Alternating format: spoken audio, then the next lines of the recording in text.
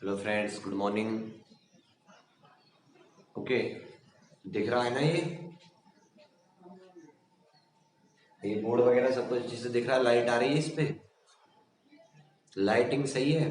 Good morning and welcome to all of you in again general science live classes. Biology चल रही है और आज जो हमारा टॉपिक होगा वो होगा डाइजेस्टिव सिस्टम, पाचन तंत्र।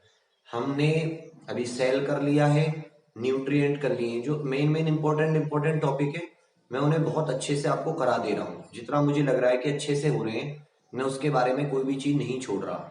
आज जब हम डाइजेशन पढ़ेंगे, बेशक हम इसको 2 पार्ट में कंप्लीट करें, लेकिन हम डाइजेशन को भी इस हद से कंप्लीट करेंगे कि आपको एक एक चीज समझ में आए। कोई आपसे पूछे तो आप उसको रट के जवाब ना दो कि भैया सलाइवा ये होता है, भैया टेस्ट बर्ड्स ये होती हैं, भैया हमारी जो पेनक्रियाज होती है वो ये काम करती है, हमारा लिवर ये काम करता है, फलाना ठिकाना। आप मैक्सिमम चीजों को बता पाए, अच्छे से बता पाए, अच्छे से समझा पाए। मेरी चीजें समझ में आ रही है ना? ठीक है, ठीक है, चलिए थैंक यू। स्टार्ट करते हैं। तो सबसे पहले जब हम डाइजेस्टिव सिस्टम स्टार्ट करेंगे, तो डाइजेस्टिव सिस्टम स्टार्ट करने से पहले हमारे दिमाग में 2-3 चीजें आनी चाहिए कि एक्चुअल में भगवान ने सिस्टम्स बनाई क्यों। मेरी बात समझ रहे हैं ना? ईश्वर ने सिस्टम्स क्यों बनाई, क्यों? जो मानव शरीर है उसमें कई सारे सिस्टम है, कई सारे तंत्र हैं जो आपस में एक दूसरे से कोऑर्डिनेट करके अपना सारा काम करते हैं। तो देखो क्या हुआ कि जब मैं आपको शुरुआत से एक चीज बता के चल रहा था, मैं ऐसे जब मैं पढ़ाता था जनरल साइंस तो मैं आपको बताता रहता था कि जब स्टार्टिंग हुई तो स्टार्टिंग में हमारे पास कैसे ऑर्गेनिज्म थे। हमारे पास यूनिसेल्युलर ऑर्गेनिज्म थे जो एक कोशिका के बने होते थे। कैसी कोशिका के बने होते थे? एक कोशिका या एक सेल के बने होते थे। ये जो यूनिसेल्युलर सेल होते थे ये पुराने जमाने में किसके टाइप के होते थे? प्रोकैरियोटिक। प्रोकैरियोटिक मतलब ना तो इनका न्यूक्लियस डिफाइन होता था ना ही कुछ और। प्रोकैरियोटिक के बाद में आए आपके यूकैरियोटिक, और यूकैरियोटिक में भी पहले कौन से आए? पहले आए यूनिसेल्युलर, और उसके बाद में यूनिसेल्युलर से धीरे धीरे इवोल्यूशन होता रहा, धीरे धीरे विकास होता रहा, और हम कहां तक पहुंच गए? मल्टी सेल्युलर ऑर्गेनिज्म तक पहुंच गए, या बहुकोशिकीय जीव जो होते हम वहां तक पहुंच गए। ठीक है भैया, चलिए बहुत अच्छे। उसके बाद में क्या हुआ कि जब हम बहुकोशिकीय जीव तक पहुंच गए, और अब जब बहुकोशिकीय जीव थे तो कोशिकाएं ज्यादा थी उनमें, और जो काम यूनिसेल्युलर में एक सेल कर लेता था उसमें बहुकोशिकीय में एक सेल वो काम करने में सफिशिएंट नहीं था या कैपेबल नहीं था। फॉर एग्जाम्पल कैसे? तो जैसे हम बात करें अमीबा, किसकी बात करें हम? अमीबा। ठीक है, अमीबा नाम का जंतु देखा होगा आपने। जो साइंस की बुक्स होती थी हमारे बचपन में जब हम पढ़ते थे 10th वेंथ तक, तो उसमें क्या होते थे? ग्रुप डी और एएलपी का लेवल सेम नहीं आएगा। एएलपी में आपके लिए एप्लीकेशन बेस्ड पेपर रहेगा जिसमें आपके दिमाग का थोड़ा सा इस्तेमाल किया जाएगा। ग्रुप डी में सिर्फ आपके लिए सिंपल क्वेश्चंस रहेंगे। सलाइवा का पीएच कितना है, सलाइवा होता क्या है, सलाइवा में कौन सा एंजाइम पाया जाता है, कौन सा एंजाइम स्टार्च को पचाता है, लाइक दिस। ठीक है, अमीबा। अगर मैं अमीबा की बात करूं तो एक सेल होता है, एक सेल होता है, यूनिसेल्युलर होता है, सिर्फ एक कोशिका का बना हुआ। अरे यही जो इसकी कोशिका होती है ये इससे खाना भी खा लेता है, ठीक है, इसी से अपना जनन भी कर लेता है, रिप्रोडक्शन भी कर लेता है, और इससे शरीर के जितने भी कार्य होते हैं जो इसकी लाइफ को मेंटेन करने के लिए जरूरी है, it is capable of doing by only single cell. ये सिर्फ एक सेल से उन सारे काम को कर लेता है। भाई यूनिसेल्युलर है, उसे कोई ज्यादा फर्क नहीं पड़ता। लेकिन जब बात आती है हम लोगों की या मल्टी सेल्युलर ऑर्गेनिज्म की, तो जो एक सेल होता है वो फेल हो जाता है काम करने में। फॉर एग्जाम्पल जैसे मैं अमीबा की बात करूं या मैं किसी और यूनिसेल्युलर सेल की बात करूं, तो क्या होता है कि मान लो जो ऑक्सीजन होती है वो डिफ्यूजन होता है ऑक्सीजन का। क्या होता है? डिफ्यूजन। डिफ्यूजन कहने का मतलब है कि ऑक्सीजन बाहर से अंदर आ जाती है और अंदर से कार्बन डाइऑक्साइड वगैरह जो होती है वो बाहर चली जाती है एक सेल के अंदर। तो यहां पे अगर हम ध्यान से देखें, भाई एक सेल था, ऑक्सीजन आसानी से आ सकती थी। अब भगवान ने क्या सोचा कि मानव के अंदर में डिफ्यूजन दे देता हूं। मानव जो होते हैं, ह्यूमंस जो होते हैं, उनके अंदर भी मैं ऑक्सीजन पहुंचाने का जो तंत्र है, सिस्टम है, उसे क्या दे देता हूं, उसे मैं डिफ्यूजन नाम का तंत्र दे देता हूं। उसने कहा ठीक है मैं तुम्हें डिफ्यूजन दे रहा हूं, डिफ्यूजन दिया। अब ऑक्सीजन पहुंचनी थी मान लो मेरे पैर के अंगूठे तक, तो या किसी पैर के अंगूठे की सेल तक, या जो मेरे शरीर के अंदर के सेल हैं, अंदर के मतलब मान लो कि मेरे फेफड़े के आसपास के जो सेल होंगे लंग्स के, वहां तक ऑक्सीजन पहुंचनी थी। तो उस ऑक्सीजन को जिस रेट पे ये डिफ्यूजन होता है, जिस रेट पे ये परासरण होता है, उस दर से ऑक्सीजन पहुंचने में 2 दिन लग गए। अब ऑक्सीजन की जरूरत तो मुझे 2-2 सेकंड में पड़ती है, और टाइम कितना लग गया मुझे, 2 दिन। तो भगवान ने कहा यार ये वाला चक्र हो गया फेल। भगवान जी ने फिर दिमाग लगाया, भगवान जी बोले यार अब क्या करूं। बोले ठीक है एक काम करता हूं कि यार मैं एक अलग अलग सिस्टम कर देता हूं, अलग अलग स्पेशल सेल लेता हूं, उनसे टिश्यू बनाता हूं, टिश्यू से ऑर्गन बनाता हूं, ऑर्गन से ऑर्गेनिक सिस्टम मतलब ऑर्गन सिस्टम बनाता हूं, और उनको जोड़ के ये सारे काम करा देता हूं। बिल्कुल सही, भगवान जी ने ऐसा ही किया। और करने पर उसने क्या किया, जो स्पेशल सेल होते, जो स्पेशल सेल होते थे, एक जैसी जो कोशिकाएं होती थी, एक जैसी कोशिका को उसने उठाया, उठाकर उन्होंने क्या बनाया, उन्होंने बनाया टिश्यू। उठाकर क्या बनाया साथियों, टिश्यू, जिसे हम क्या कहते हैं, ऊतक। ऊतक बनाने के बाद में फिर उन्होंने कहा कि जो ऊतक है सेम स्पेशल ऊतक या टिश्यूज जो हैं, उनसे मिलकर उन्होंने क्या बनाए, ऑर्गन, अंग। और ऑर्गन एक जैसे स्पेशल ऑर्गन्स को लेकर उन्होंने क्या बनाया, ऑर्गन सिस्टम, ऑर्गन सिस्टम, अंग तंत्र। और जब स्पेशल जो अंग तंत्र था या हमारा जो ऑर्गन सिस्टम था, जब हम ये ऑर्गन सिस्टम ने कोऑर्डिनेट करना शुरू किया, एक दूसरे का साथ देना शुरू किया, तो हमारी क्या बन गई, ह्यूमन बॉडी। क्या बन गई, ह्यूमन बॉडी। फॉर एग्जाम्पल जैसे सेल है स्पेशल, जिसे हम कहते हैं न्यूरॉन। क्या कहते हैं, न्यूरॉन्स या नर्व सेल कहते हैं। हिंदी में आप उसे तंत्रिका तंतु के नाम से जानते हैं। किसके नाम से जानते हैं, तंत्रिका तंतु। ये बच्चे स्पेशल सेल होते हैं। स्पेशल न्यूरॉन्स के स्पेशल टिश्यू बने, कंडक्टिव टिश्यू, या जिन्हें कनेक्टिव टिश्यू बोलते हैं।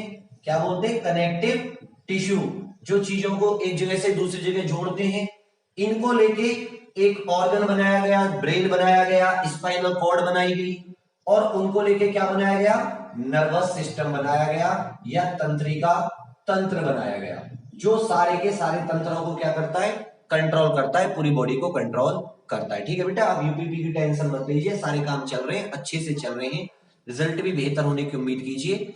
दोबारा रिट लग रही है और बहुत अच्छी तरीके से लग रही है। यहां तक कोई दिक्कत, ये थोड़ा थोड़ा जो बेस है इसको समझ के चलना कि भगवान जी ने ये सब काम किए क्यों। ठीक है, अब जब भगवान जी ने बहुत सारे तंत्र दिख लिए कि अच्छा, अब उसने देख लिया तंत्रिका तंत्र की भाई किसी को कंट्रोल करने के लिए भी चाहिए। अगर बालो जैसे मेरे हाथ है, ये अपना अलग काम करे, ये हाथ अलग काम करे, ये आंख मेरी इधर देखे, ये आंख मेरी इधर देखे, अब मुंह कहे मैं तो सांस लूंगा ही नहीं, तो बोला यार ये तो बहुत दिक्कत आ जाएगी। ये तो वो वाला हो गया कि एक बारात में कई तरह के बाराती आए, किसी को कोई चीज पसंद, किसी को कोई चीज पसंद, कोई किसी गाने पे डांस करना चाहता है, कोई किसी गाने पे डांस करना, डीजे वाला उसका गाना नहीं चलाता, उसी पे बेचारे में सब लोग धावा अटैक कर देते हैं कि नहीं। तो भगवान जी ने कहा कि यार मैं तो बड़ा परेशान हो गया, ये मानव है, इंसान है, मैं इसको कंट्रोल नहीं कर पा रहा। तो क्या किया उसने, कई तरह के तंत्र बनाए। तो हमारी बॉडी में लगभग 11 मुख्य सिस्टम्स पाए जाते हैं। हमारी बॉडी में कितने सिस्टम्स पाए जाते हैं, 11 मेन सिस्टम्स पाए जाते हैं। जैसे नंबर 1 नर्वस सिस्टम। नंबर 1 कौन सा होता है बच्चा, नर्वस सिस्टम, जिसे आप कहते हो तंत्रिका तंत्र। तंत्रिका तंत्र सारी चीजों को कंट्रोल करता है। हमारी बॉडी में जो कुछ भी होता है वो किसकी मर्जी से होता है, तंत्रिका तंत्र, अर्थात हमारे ब्रेन की मर्जी से। ठीक है, उसके बाद में सेकंड आ जाता है हमारा इम्यून सिस्टम।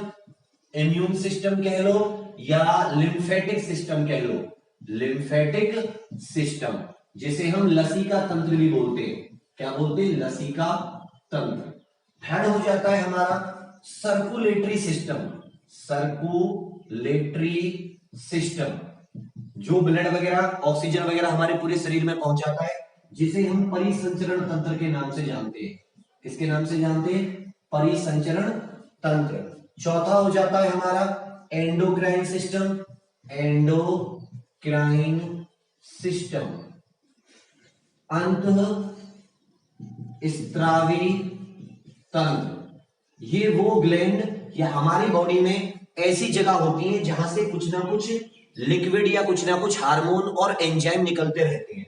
अगर हमारी बॉडी से हार्मोन किसी जगह से निकल रहे हैं और निकलने से पहले वो किसी थैले में जमा होकर या किसी पाइप के थ्रू जा रहे हैं, किसके थ्रू जा रहे हैं? किसी पाइप के थ्रू, किसी पाइप के थ्रू। जैसे लिवर की बात करो, लिवर होता है हमारे शरीर में, आगे पढ़ोगे, जो लिवर होता है यकृत, इससे बाइल जूस निकलता है। क्या निकलता है? बाइल जूस, जिसे आप पित्तरस जानते हो। हिंदी में से हम क्या कहते हैं बाइल जूस को? पित्तरस। तो जो पित्तरस होता है ना भैया, ये लिवर से एक पाइप के थ्रू, मतलब पहले जाता है ये गॉल ब्लैडर नाम की एक जगह में, और वहां से एक पाइप के थ्रू ये हमारे ड्यूडेनम, छोटी आंत में पहुंच जाता है, स्मॉल इंटेस्टाइन में पहुंच जाता है। ठीक है भैया। तो मैं लिवर को कैसी ग्लैंड या कैसी ग्रंथि बोलूंगा? Endocrine system. एंडोक्राइन ग्रंथियां मतलब ऐसी ग्रंथियां जहां से जो कुछ चीज निकलती है वो किसी पाइप के थ्रू अपने टारगेट ऑर्गन पर जाती है, किसी पाइप के थ्रू जहां उसको पहुंचना होता है वहां पर जाती है। ठीक है भैया। और इसका अगला भैया आ जाता है एक्सोक्राइन सिस्टम। एक्सोक्राइन सिस्टम एक को याद कर लो। और एक्सोक्राइन क्या होता है भाई? मान लो एक्सो माने क्या होता है? एग्जिट। एक तरीके से याद कर लो, एक्सोक्राइन क्या होता है? बहिस्त्रावी तंत्र। बहिस्त्रावी तंत्र। तो देखो एक्सो, एक्सो माने क्या होता है? एग्जिट। अब आपको एग्जिट करना हो कमरे से, आप क्या करोगे? गेट खोलोगे, निकल जाओगे। ठीक है, आप क्या करोगे? गेट खोलोगे, चले जाओगे। इसका मतलब ये जो होती हैं इनमें डायरेक्ट ब्लड में सप्लाई हो जाती है। क्या हो जाती है? इनमें डायरेक्ट ब्लड, ये जो अपनी जो भी सिस्टम होता है, जो भी इसके अंदर से एंजाइम वगैरह निकलती है, उसे डायरेक्ट इसको दे देती है, रक्त को दे देती है। ठीक है, एक्सोक्राइन। एक यहां तक समझ में आ गया? 5 हो गए। नर्वस सिस्टम, इम्यून, लिम्फेटिक जो हमारे शरीर की बीमारी आदि से रक्षा करता है, सर्कुलेटरी जो ऑक्सीजन वगैरह पहुंचाने के काम आता है, एंडोक्राइन सिस्टम अंत स्त्रावी तंत्र, और एक्सोक्राइन सिस्टम बहिस्त्रावी तंत्र। इसके बाद में आ जाता है स्केलेटल सिस्टम, मस्कुलर सिस्टम। छठा हो जाता है हमारा स्केलेटल सिस्टम, जिसे हम क्या बोलते हैं? सिस्टम को नहीं लिख रहा हूं मैं, शॉर्ट में लिख रहा हूं, कंकाल तंत्र। क्या बोलते हैं भैया? कंकाल तंत्र। कि आपकी जो स्कल होती है, फिर यहाँ पूरी बॉडी की 206 हड्डियों की जो पूरी कल्पना होती है, वो सब किस में आ जाती है? स्केलेटल सिस्टम या कंकाल तंत्र में। उसके बाद आ जाता है आपका reproductive system. Reproductive system of spring, अपनी पीढ़ी को आगे बढ़ाने के लिए of screen system. Reproductive system, जनन तंत्र, जनन तंत्र। उसके बाद में आ जाता है मस्कुलर सिस्टम। मस्कुलर सिस्टम तरह तरह की मसल्स होती है बॉडी में, जैसे हमारा हृदय किसका बना होता है? कार्डियक मसल्स का। ये मसल्स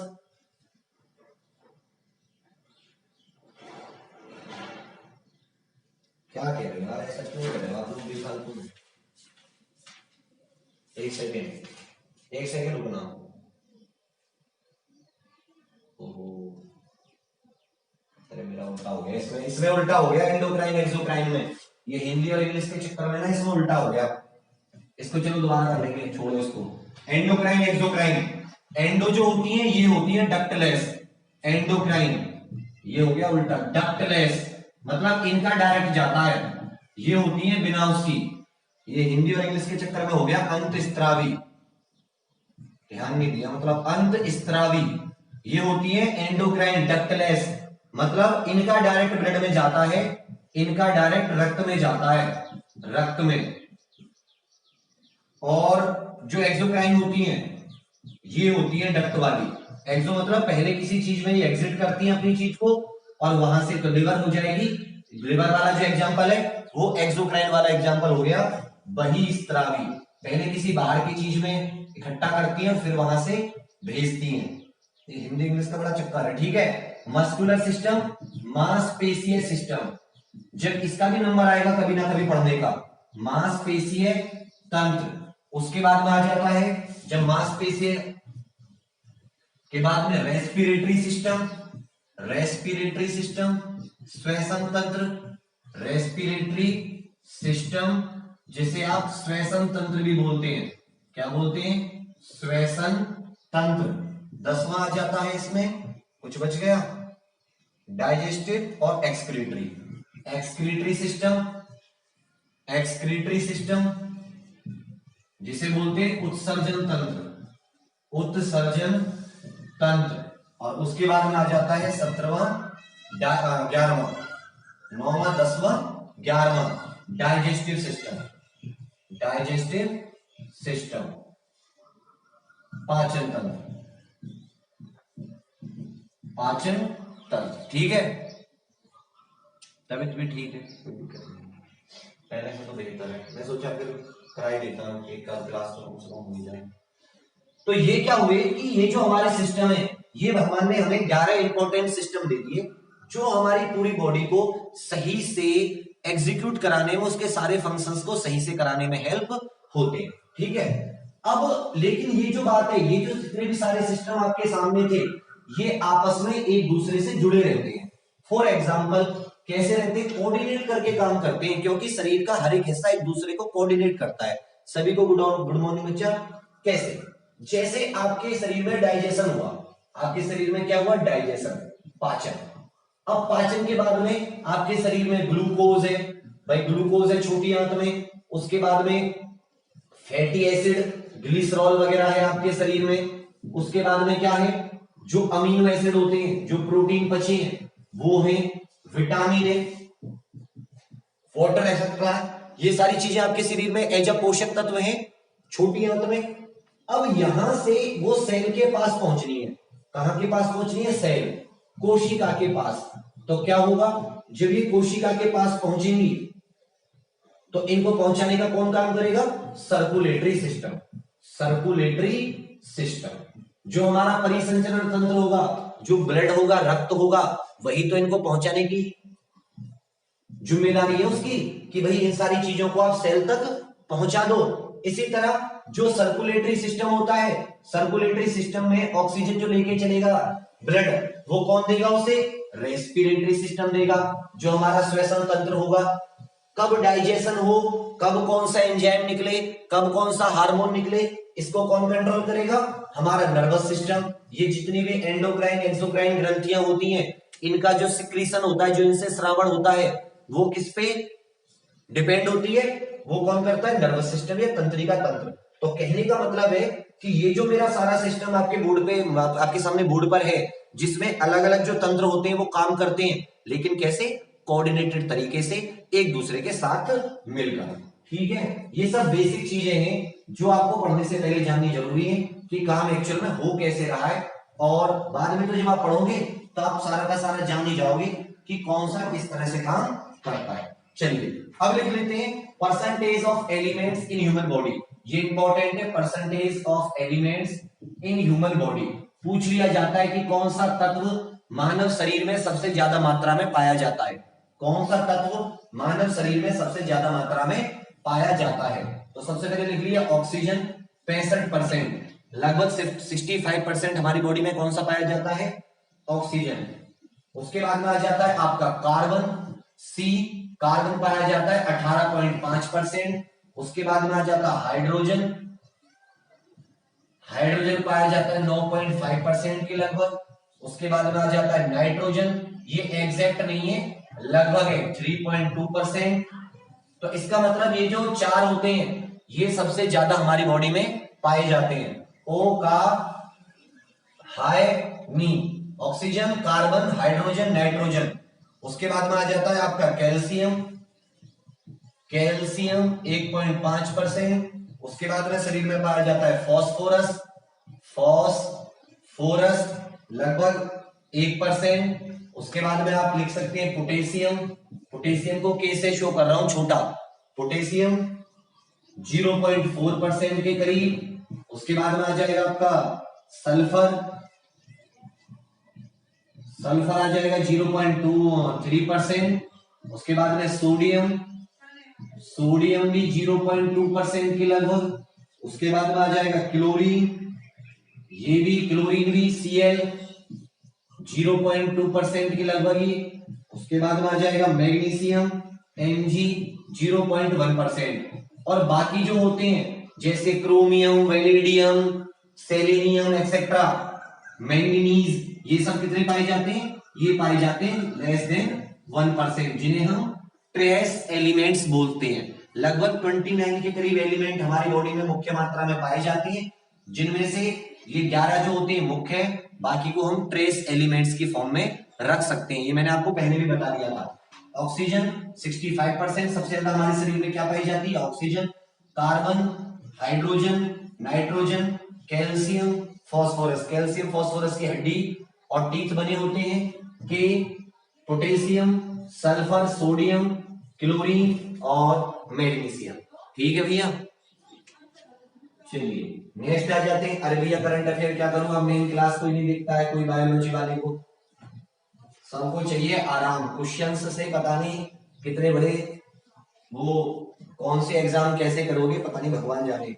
अगर कोई कॉन्सेप्ट अच्छे से करा दे रहा है तो सोचते हैं पागल इंसान है, कौन ना देखते हैं ना कुछ करते हैं। ठीक है, चलिए अब स्टार्ट करते हैं ह्यूमन डाइजेस्टिव सिस्टम से। कहां से स्टार्ट करते हैं? ह्यूमन डाइजेस्टिव सिस्टम, मानव पाचन तंत्र। मानव पाचन तंत्र,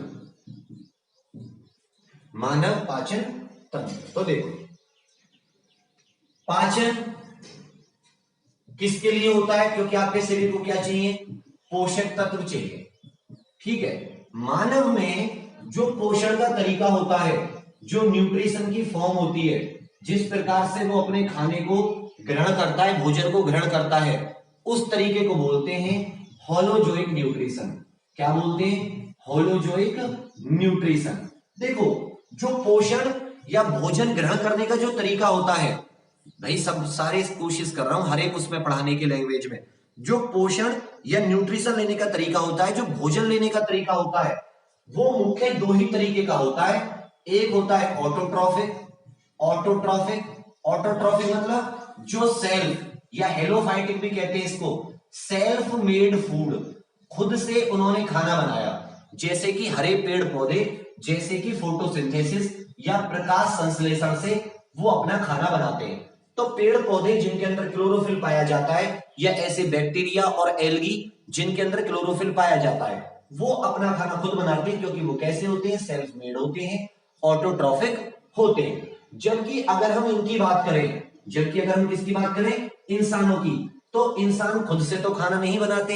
हाँ, रसोई में तो इंसान खुद से खाना बनाता है, लेकिन हम रसोई की बात नहीं कर रहे। हम यहां पर हम किसकी बात कर रहे हैं कि खाना एक्चुअल में वो ग्रहण कहां से करता है? तो खाने के लिए तो वो पेड़ पौधे या अन्य जानवरों पर निर्भर करता है, मतलब वो डिपेंड है दूसरों पर। किस पर डिपेंड है? दूसरों पर। इसलिए उसके अंदर कौन सा फॉर्म हो जाता है न्यूट्रिशन का? होलोजोइक न्यूट्रिशन या होलोजोइक पोषण। इसको आप पर पोषण कहते हो हिंदी में। पर माने दूसरों पे डिपेंड है, वहां से वो अपना न्यूट्रिशन ग्रहण कर रहा है। ये जो होलोजोइक न्यूट्रिशन होता है, जब हम दूसरों से खाना ग्रहण कर रहे हैं, इसमें मुख्य 4 चीजें हो जाती हैं, 4 प्रोसेस हो जाते हैं। पहला प्रोसेस हो जाता है इंजेशन। इंजेशन का मतलब हम खाने को लेंगे, हम खाने को क्या करेंगे? ग्रहण करेंगे, अपने मुंह में ऐसे टुकड़ा तोड़ा और मुंह में हमने रख लिया। होलोजोइक माने पर पोषण, दूसरे पे डिपेंड जो पोषण रहता है, खुद से अपना सेल्फ मेड खाना नहीं बनाया। इंजेशन किया, हमने ग्रहण कर लिया खाने को। खाने को ग्रहण करने के बाद में हम हुए या जानवर हुए, वो क्या करते हैं? डाइजेशन करते हैं। क्या करते हैं? डाइजेशन, जिसे क्या कहते हैं? पाचन। कहने का मतलब जब हमने इंजेक्शन लिया था, जब हमने खाना खाया था, तो खाना लार्ज पार्टिकल्स थे, लार्ज पार्टिकल थे अपनी कॉम्प्लेक्स फॉर्म में, अपनी जटिल रूप में। समझ में है ना? अपनी जटिल रूप में। तो हमने पाचन में करके उसको जटिल को किसमें कर लिया? सरल रूप में। हमने उसे सिंपल फॉर्म में कन्वर्ट कर दिया, या हमने सिंपल पार्टिकल्स में उसको तोड़ के कन्वर्ट कर दिया। तीसरी चीज जो हमारे पास आती है, इंजेक्शन हुआ ग्रहण, दूसरा हुआ डाइजेशन पाचन, सरल या सिंपल। तीसरी, जब हमारे वो चीजें सरल रूप में टूट गई, तो हमने उसको क्या कर लिया? एब्जॉर्प्शन। हमने उसको क्या कर लिया, अवशोषण कर लिया उसका, या क्या कह सकते हैं कि हमने जो हमारी शरीर था उसने उन पोषक तत्वों को अपने अंदर समाहित कर लिया, एब्जॉर्प्शन। अब एब्जॉर्प्शन करने के बाद में कुछ चीजें ऐसी भी रह गई होंगी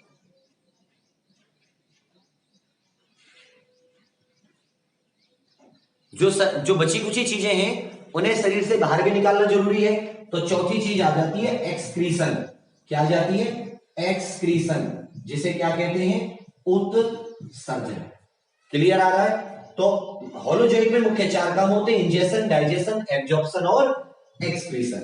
ठीक है भैया, जब हम मल को बाहर निकाल देते हैं, या इसको एक्सक्रीशन कह सकते हो या इसको इजेशन भी कह सकते हो।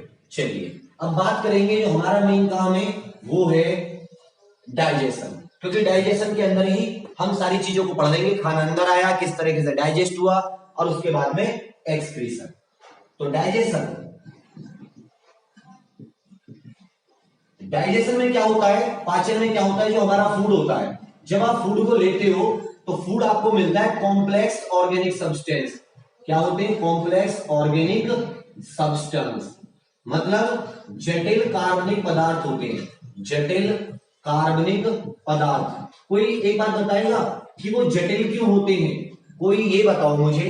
जब मैं ये कह रहा हूं कि जटिल कार्बनिक पदार्थ होते हैं, तो क्या आपको बताएगा कि जटिल क्या होते हैं, एक्चुअल में कॉम्प्लेक्स चीज क्या होती है। जो कॉम्प्लेक्स ऑर्गेनिक सब्सटेंस होते हैं, जटिल कार्बनिक पदार्थ, उसमें जटिल का मतलब क्या है, थोड़ा सा मुझे इसके बारे में बताओ, मुझे नहीं आता ये कि जटिल का मतलब क्या है।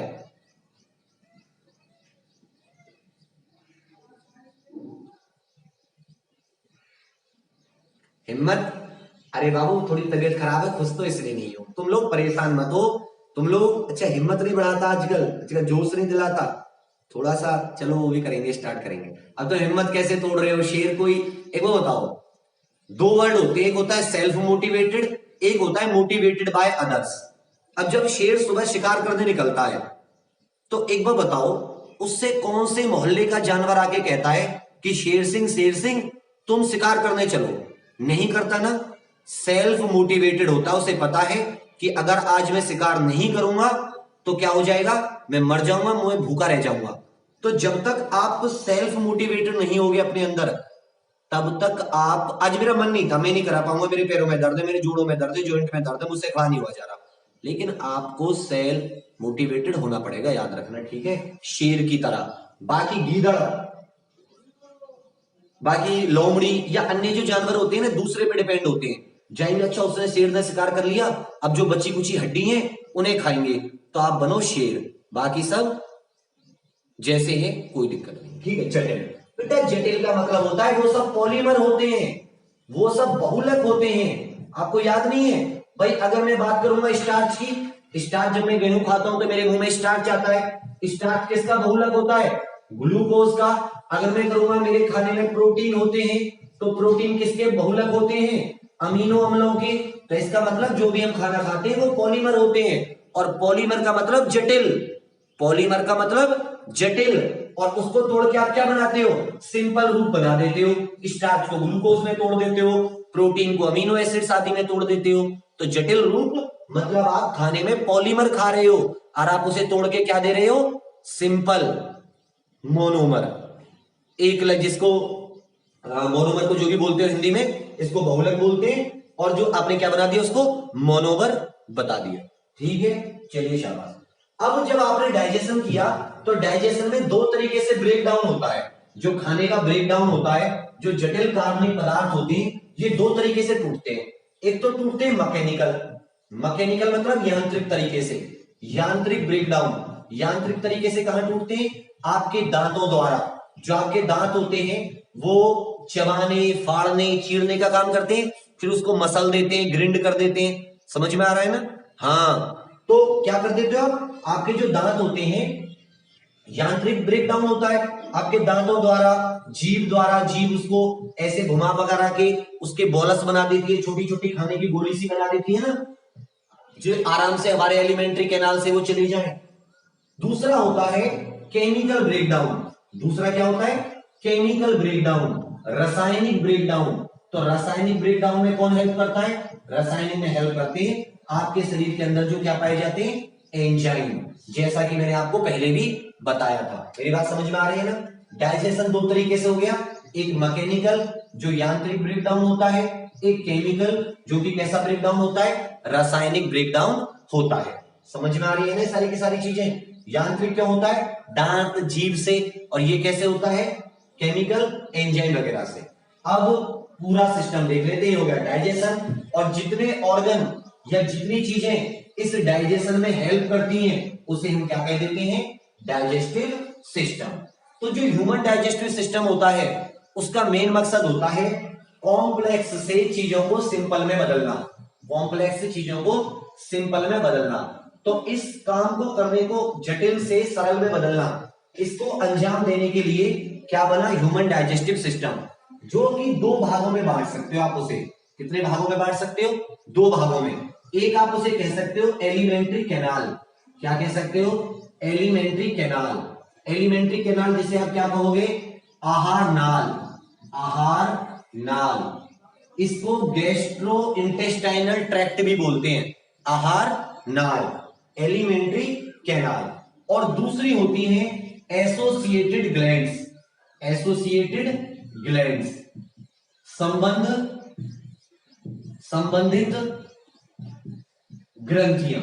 संबंधित ग्रंथियां मतलब वो चीजें होती हैं जहां से आपके एंजाइम या कोई और जूसेस वगैरह निकलते हैं, जैसे कि पेनक्रियाज, अग्नाशय, जैसे कि लिवर, इन सब से भी जो चीजें निकलती हैं तो हम क्या कह देते हैं? एसोसिएटेड ग्लैंड्स, या जहां से कुछ जूस वगैरह निकलते हैं। तो दो चीजों से मिलकर बना है, एक हो गया आपका एलिमेंट्री कैनाल, एक हो गई उसके अंदर की संबंधित ग्रंथियां। देखो, मुझसे डायग्राम तो अच्छे से बनाया जाएगा नहीं, लेकिन मैं इंसान का जो सिस्टम है सबको मैं आपको किससे समझा दूंगा?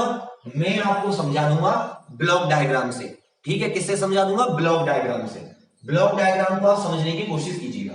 सबसे पहले डिस्कस आपसे कर रहा हूं एलिमेंट्री कैनाल। मैं एक एक सिस्टम को पकड़ के चलूंगा, अच्छे से समझाऊंगा, बिना उसको समझाए हुए मैं आगे नहीं बढ़ूंगा। एलिमेंट्री कैनाल, आहार नाल। आहार नाल, तो इसमें मैं एक एक चीज आपको लिखता हुआ चल रहा हूं। सबसे पहले इसमें आता है माउथ। जैसे खाना आप मुंह में एंट्री करते हो तो दांत और इसके बीच में जो जगह होती है जहां से होठों से आप खाने को अंदर लेते हो, इसको हिंदी में बोलते हैं वेस्टिबुल, इंग्लिश में बोलते हैं वेस्टिबुल। उसके बाद में दांत और चिक्स के बीच की जो जगह होती है, ये जो अंदर का घिरा हुआ है, इसको बोलते हैं बक्कल कैविटी। क्या बोलते हैं? बक्कल कैविटी, जिसे ओरल कैविटी भी कह सकते हो, बक्कल कैविटी भी कह सकते हो, अर्थात मुख गुहा। जो आपका मुख होता है उसकी गुहा। जो बक्कल कैविटी है उसमें तीन चार चीजें बहुत इंपॉर्टेंट होती हैं जो डाइजेशन में हेल्प करती हैं। एक होती है आपके दांत। क्या होती है? दांत। दूसरी होती है आपकी टंग, जीभ, और तीसरी चीज होती है सैलिवरी ग्लैंड्स, जिसे आप कहते हो लार ग्रंथियां, जहां से लार निकलती है। सैलिवरी ग्लैंड्स, लार ग्रंथियां, जहां से क्या निकलती है? लार निकलती है। बक्कल कैविटी, मुख गुहा, जिसमें कितनी चीज पाई जाती है? तीन चीजें। एक, टीथ, बहुत इंपॉर्टेंट है, दांत, क्योंकि दांत का मैकेनिकल ब्रेकडाउन होता है। सेकंड क्या होती है? टंग, सलाइवा को मिक्स करने के काम आती है, और जो स्वाद की चीजें होती हैं वो भी इसी पे पाई जाती हैं। और सैलिवरी ग्लैंड्स, जहां से लार निकलती है, या लार ग्लैंड मतलब लार ग्रंथियां। ठीक है, पहली बक्कल कैविटी होगी। बक्कल कैविटी से जब आप आगे बढ़ते हो तो आपको एक चीज मिलती है जिसको बोलते हैं फेरिनिक्स। फेरिनिक्स, जिसे बोलते हैं ग्रसनी। क्या बोलते हैं? ग्रसनी। ग्रसनी क्या होती है? इसके मुंह पे एक एपिग्लोटिस नाम की चीज लगी रहती है।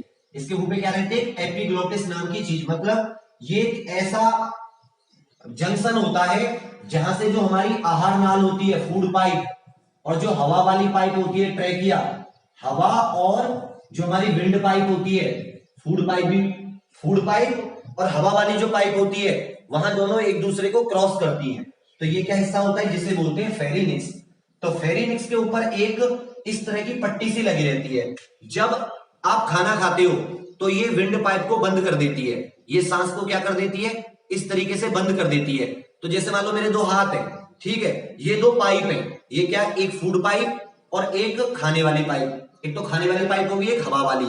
और मान लो कि जब मैंने ये जो है, ये मान लो एक उसका रास्ता है, अब फूड गया तो इसके ऊपर एक ढक्कन लग गया। जैसे खाना गया, हवा वाली पाइप के ऊपर एक ढक्कन लग गया और खाना किसकी तरफ से चला गया, खाने वाली पाइप में। अगर ये ढक्कन नहीं लग पाता, जैसे कभी आप खाने में बोल देते हो, तो खाने में बोलोगे तो आप हवा भी ले रहे हो, सांस भी ले रहे हो, तो कुछ जो खाना है आपकी दूसरी वाली पाइप में चला जाता है, हवा वाली में। और जब वो हवा वाली चाली उसमें चला जाता है पाइप में, तो आपको अचानक से अंदर से बहुत तेज खांसी आती है। फिर आप पानी वगैरह मांगते हो ना, तो वो खांसी आने का मतलब क्या होता है कि जो हवा वाली पाइप में खाना चला गया है वो तेजी से बाहर आ जाए, ठीक है ना। हिचकी तो अलग चीज हो जाती है, वो तेजी से क्या जाए, बाहर आ जाए।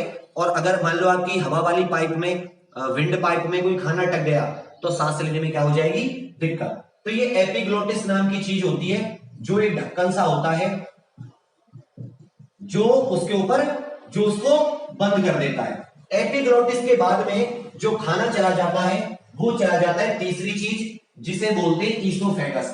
हम एलिमेंट्री कैनाल को डिस्कस कर रहे हैं अच्छे से। जो खाना चला जाता है तीसरी चीज में, वो चला जाता है ईसोफेगस।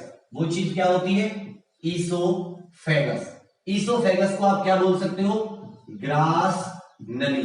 क्या कह सकते हो, ग्रास नली, या हिंदी में, इंग्लिश में इसको सिंपल भाषा में क्या कह सकते हो, फूड पाइप। सिंपल भाषा में इसको क्या कर सकते हो, फूड पाइप। खाना कहां चला जाता है, आपकी फूड पाइप में चला जाता है, ईसोफेगस। जब ईसोफेगस जहां पे खत्म होगी, जैसे ये फेरिंक्स से गला, और गले से जहां पे आपका पेट की शुरुआत होगी, स्टोमक, जहां पे आपका आमाशय, पेट शुरू होगा, वहां तक क्या जाती है, ईसोफेगस। अब आ जाएगा आपका स्टोमक। क्या आ जाएगा, स्टोमक, जिसे क्या कहेंगे, आमाशय। क्या कहेंगे, आमाशय।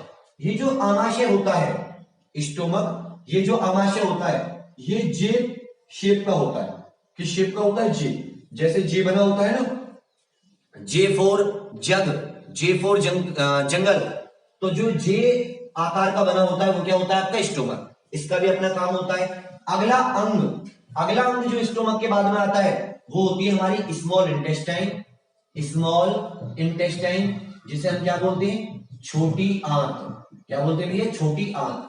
इसके तीन हिस्से होते हैं। सबसे पहला हिस्सा, जैसे ही स्टोमक के बाद में आप नीचे पहुंचोगे, तो आपको जो मिलेगी, वो मिलेगी छोटी आंत। छोटी क्यों होगी, क्योंकि इसका डायमीटर, हालांकि ये वैसे होती है 6 से 7 मीटर लंबी। देखने में छोटी होती है क्योंकि इसका डायमीटर छोटा होता है, लेकिन आकार इसका क्या होता है, मतलब इसकी जो लंबाई होती है वो बड़ी होती है। इसके तीन हिस्से होते हैं। इसके मेनली कितने हिस्से होते हैं भैया, 3 हिस्सों में कर लो इसको 3 हिस्से होते हैं इसके। पहला हिस्सा जिसको बोलते हैं ड्यूडेनम, जो आपकी छोटी आंत होती है। इसको इस तरीके से ब्लॉक डायग्राम में समझ लो। अगर मुझे वो मिल गया, क्या नाम है, एक चार्ट पेपर सा जो आता है जिसपे डाइजेस्टिव सिस्टम, दांत वगैरह बने होते हैं, तो मैं उसे ले आऊंगा, ठीक है। तो ये जो होती है, ये होती है हमारी स्मॉल इंटेस्टाइन के 3 हिस्से हो गए। पहली वाली को बोलते हैं ड्यूडेनम। तो क्वेश्चन आता है बच्चा कि स्मॉल इंटेस्टाइन का कौन सा हिस्सा स्टोमक से जुड़ा रहता है। तो ये वाला जो हिस्सा होता है ड्यूडेनम, ये किससे कनेक्ट रहता है, स्टोमक से। मतलब स्टोमक के बाद में चीजें किस में आ जाएंगी, ड्यूडेनम नाम, स्मॉल इंटेस्टाइन छोटी आंत के ड्यूडेनम नाम की चीज में। सेकंड जो हिस्सा होता है, इसको बोलते हैं जेजेनम। क्या बोलते हैं, जेजेनम। जेजेनम। और जो लास्ट वाला हिस्सा होता है, ये सबसे लंबा होता है। ये लास्ट वाला जो हिस्सा होता है, ये सबसे लंबा होता है। इसको बोलते हैं इलियम। क्या बोलते हैं भैया, इलियम, ठीक है, इलियम।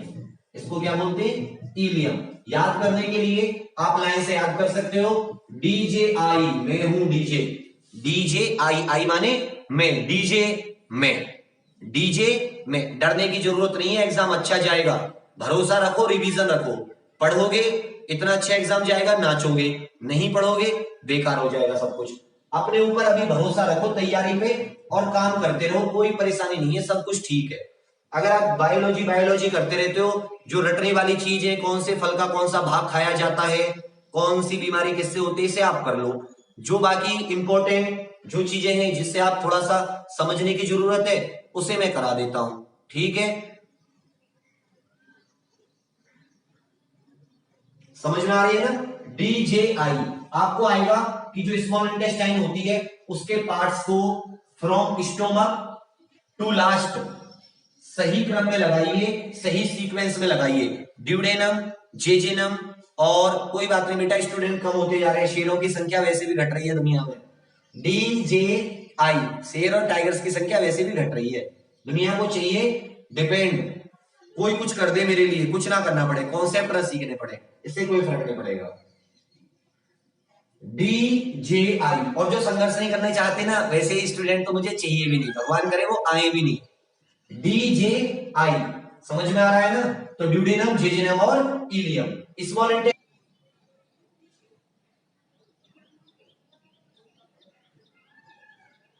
ठीक है, कहां पहुंच गई, बड़ी आंत। बड़ी आंत के भी 3 हिस्से होते हैं। ये अगर जैसे मैंने बनाई थी ना इस तरीके से छोटी आंत, छोटी आंत बनाई थी ना, तो जो छोटी आंत थी इसके ऊपर इस तरीके से क्या रहती है, बड़ी आंत। इस तरीके से पड़ी रहती है, क्या होती है, बड़ी आंत। डायमीटर बड़ा होता है लेकिन लंबाई क्या होती है, छोटी होती है। इसके भी 3 हिस्से होते हैं। शुरुआत वाला हिस्सा होता है कॉलन, शुरुआत वाले हिस्से को क्या बोलते हैं, कॉलन। दूसरे वाले हिस्से को क्या बोलते हैं, सीकम। सीकम, कॉलन, सीकम, इसको बोलते हैं कॉलन। और दूसरे वाले को क्या बोलते हैं, सीकम। और जो लास्ट वाला हिस्सा होता है इसको बोलते हैं रेक्टम, जहां पे ये खत्म हो रही होती है, जहां पे ये लार्ज इंटेस्टाइन खत्म हो रही होती है, एंड हो रही होती है, उसे क्या बोलते हैं, रेक्टम। तो ये हो गया alimentary canal. Alimentary canal start कहां से हुई, बक्कल कैविटी से, एंड कहां पे हुई, रेक्टम से। यहां तक कोई दिक्कत। कॉलन, सीकम और रेक्टम। इसके अगर पूछे कौन पहले आता है कौन बाद में आता है, तो CCR, पहले VCR आता था ना, अब हो गया CCR। DJI CCR तुरंत लग गया, DJI CCR। उससे पहले स्टोमक, एसोफेगस, फेरेनिक्स और बक्कल कैविटी। BPO, SD या BPOS, DJI CCR आपके क्या हो गए, एलिमेंट्री कैनाल के शुरुआत से लेके लास्ट तक के सीक्वेंस में आ गए। ठीक है भैया, यहां तक कोई दिक्कत। रेक्टम पे एंड हो जाता है, बक्कल कैविटी से स्टार्ट होती है, कॉलन, सीकम, रेक्टम। ये हम किसकी बात कर रहे थे, ये अभी हम बात कर रहे थे आपके एलिमेंट्री कैनाल की। उसके बाद में आ जाती है एसोसिएटिव ग्लैंड्स। कौन कौन सी ग्लैंड होती हैं जो पाचन में सहायता देती है, कौन कौन सी ग्रंथियां होती हैं। तो ग्रंथियों में सबसे पहले किसकी बात कर लेंगे, लिवर होता है। लिवर जिसे आप यकृत बोलते हो, यहां से क्या निकलता है, बाइल जूस। बाइल जूस इस ऐसे होता है, जो हमारा ये स्टोमक होता है ना, जे शेप्ड, तो स्टोमक को इस तरीके से कवर करे रहता है। ये मान लो स्टोमक हो गया, यहां से ऐसे आ रहा है, उसको कवर करके रखता है लिवर। थोड़ा सा ब्राउन सा कलर का होता है लिवर, यकृत। यहां से क्या निकलता है, पित्त रस, बाइल जूस। इसका भी कुछ ना कुछ काम है हमारे पाचन में। दूसरी बात, एक और ग्लैंड होती है जिसका नाम होता है पेनक्रियाज। क्या नाम होता है, पेनक्रियाज, जिसे हिंदी में बोलते हैं अग्नाशय। ये हमारे शरीर के लेफ्ट हिस्से में होती है, इसके नीचे इस तरह की, जैसे पेड़ की पत्तियां होती है ना, पेड़ की पत्ती जैसी होती है, उसे क्या बोलते हैं, पेनक्रियाज, लेफ्ट में। ठीक है, लिवर का होता है राइट की तरफ थोड़ा सा।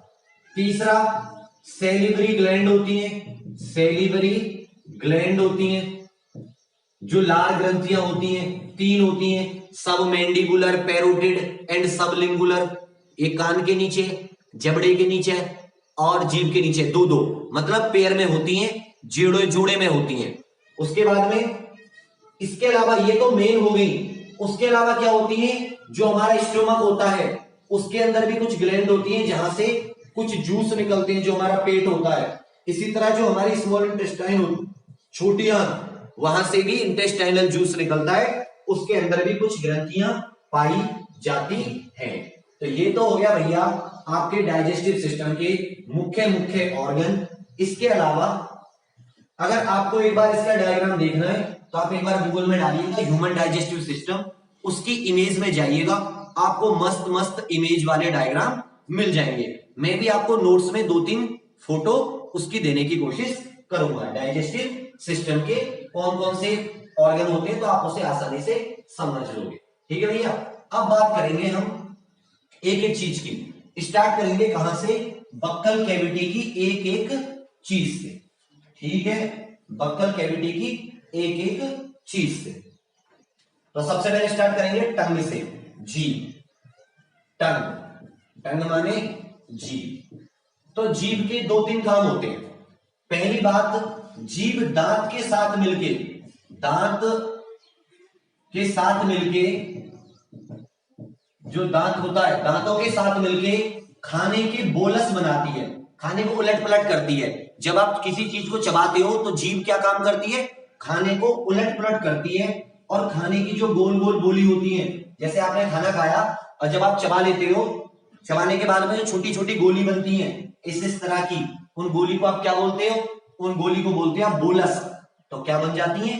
बोलस। खाने की बॉल सी बना देती है, बोलस। स्फेरिकल, गोल गोल लड्डू से बना देती है। ये जो लड्डू से बनती है, ये लड्डू से वो चीज होती है जो आपको निगलने में आसानी रहे। खाना जब आप निगलो, स्वेल करो तो आसानी हो, और एलिमेंट्री कैनाल में जो आपका खाना है वो आसानी से मिल जाए। बोलस क्या होता है? गीला हो जाता है, क्योंकि इसमें क्या मिक्स हो जाता है? सलाइवा। दूसरा काम क्या होता है टंग का? कि टंग पे पाए जाते हैं टेस्ट बर्ड्स। टंग पे क्या पाए जाते हैं? Taste buds. टेस्ट बर्ड्स मतलब जो स्वाद कलियां होती हैं, स्वाद कलियां।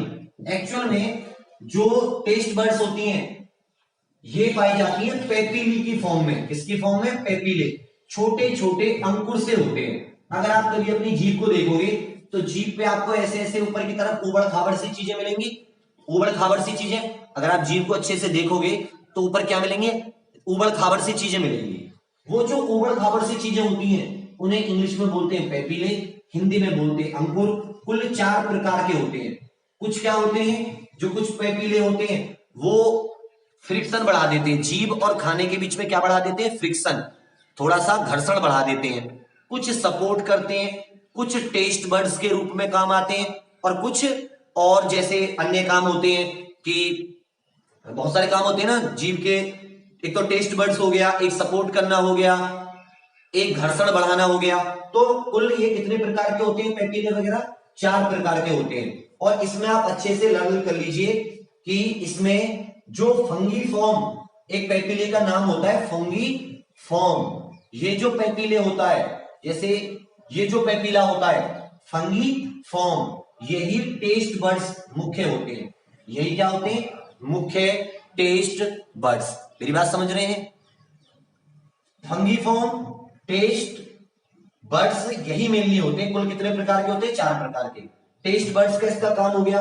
अब जो हमारी जीभ होती है, हालांकि एक बार बताऊं, जो टेस्ट बर्ड्स होते हैं वो जीभ पे भी पाए जाते हैं। जो हमारी आहार नाल होती है ना, इसोफेगस, उसमें भी पाए जाते हैं। जो एपिग्लोटिस होता है उसमें भी पाए जाते हैं। और जो हमारा तालु होता है ना, ऊपर तालु, कुछ उसमें भी पाए जाते हैं। तो फंगी फॉर्म, टेस्ट, पेपिले, अंकुर 4 प्रकार के होते हैं। अब जो हमारी जीभ मुख्य जो टेस्ट समझती है वो होती है 5 बेसिक टेस्ट जो होते हैं, बेसिक स्वाद जो होते हैं वो होते हैं आपके सॉल्टी, नमकीन। जो हमारी जीभ समझती है, जो स्वाद होते हैं बेसिक टेस्ट, सॉल्टी, बिटर, कड़वा। ठीक है। तीसरा होता है खट्टा, चौथा होता है स्वीट, मीठा, और 5वां होता है उमामी। Umami, umami. अब कहोगे सर ये वाला टेस्ट क्या होता है? तो आपने सबने वो खाया होगा मोमोज। मोमोज खाए होंगे कभी। जो मोमोज होते हैं, जब आप मोमोज को देखते हो तो अचानक से पूरे मुंह में लार लार सी आ जाती है, पूरा मुंह पानी से भर जाता है, और खाने से पहले ही आप 1-2 बार ऐसा कर लेते हो। ठीक है, पानी को अंदर की तरफ ले लेते हो, सलाइवा को। तो इसकी फुल फॉर्म होती है मोनोसोडियम ग्लूटामेट। Monosodium glutamate. जितनी भी आप चाइनीज चीजें खाते हो, मोनोसोडियम ग्लूटामेट, MSG, ठीक है। इसके ऊपर ये बहुत ज्यादा पाया जाता है, क्या नाम है आपके, मोमोज में, और ये हमारी सेहत के लिए हानिकारक भी होता है, मोनोसोडियम ग्लूटामेट। तो उसमें जो टेस्ट होता है उसको बोलते हैं उमामी टेस्ट। ये टमाटर में भी पाया जाता है, टोमेटो में। जो सोया सॉस होती है ना, सोया सॉस, ये किसको चीज को बनाने के काम आती है तो मुझे पता नहीं, लेकिन सोया सॉस वगैरह जो होती है इसमें भी भैया उमामी टेस्ट पाया जाता है। 5 प्रकार के टेस्ट होते हैं। अब एक बात आपने पढ़ी होगी, किताबों में लिखी होगी, कि जो हमारी जीभ होती है उसके अलग अलग हिस्से होते हैं जो अलग अलग टेस्ट की पहचान। तुम एक बार बताया, भाई शादी ब्याह करोगे या तुम पढ़ोगे? मैं बंद कर दूं अगर तुम्हें नहीं पढ़ने में मजा आ रहा हो तो? मुझे क्या जरूरत है बच्चा, मैं इतना ज्यादा डीपली आपको लेके चल रहा हूं कि आप लोग चीजों को समझो। वरना ये चैप्टर 15 मिनट का है, मैं बताता भैया ये होता है सलाइवा में, ये एंजाइम होता है, ये आता है, पेपर में पढ़ दो। मैं सोच रहा हूँ कि थोड़ा आपको कर लूं, तो आप लोग तो पीडीएफ तो मैं देता ही हूं। मेरी बात समझ रहे हैं? टमाटर में भी, सोया सॉस में। अब आपने कहीं किताबों में पढ़ा होगा कुछ में कि जो हमारी जीभ होती है उसके अलग अलग हिस्सा जो होते हैं वो अलग अलग टेस्ट के लिए होता है, ठीक है। लेकिन आप इस बात को दिमाग में रख लो कि जो हमारी जीभ का जो सरफेस होता है वो हर एक टेस्ट को पहचान लेता है। मतलब हर एक हिस्सा हर एक स्वाद को पहचान लेता है। ऐसा नहीं है कि अलग अलग स्वाद के लिए अलग अलग हिस्से होते हैं, कड़वे के लिए अलग, मीठे के लिए अलग, खट्टे के लिए अलग। जीभ का कोई भी हिस्सा हर एक स्वाद को पहचान सकता है, ऊपरी ऊपरी और साइड वाला मेनली, ठीक है। इस बात को आप अच्छे से दिमाग में रख लीजिए। जो हर एक हिस्सा होता है जीभ का वो पूरी की पूरी तरीके से किसी भी स्वाद को हमारे को पहचान लेता है। तो ये क्लियर हो गए कि टंग का काम क्या होता है, टंग पे टेस्ट बड्स क्या होते हैं जिन्हें स्वाद गलियां बोलते हैं।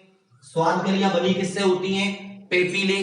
पेपिले नाम की चीज क्या होती है? छोटी छोटी चीज होती है, छोटे छोटे अंकुर से होते हैं। कुल 4 प्रकार के होते हैं, जिनमें से जो फंगी फॉर्म होते हैं वो आपके स्वाद ग्रंथियों की तरह काम आते हैं, ठीक है भैया। यहां तक कोई दिक्कत नहीं रही होगी।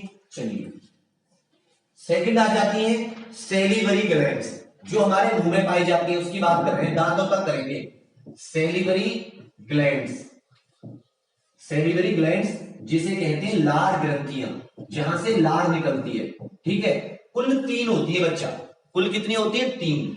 एक सबसे पहली होती है पैरोटिड, पैरोटिड, पैरोटिड ग्रंथ, पैरोटिड ग्रंथि।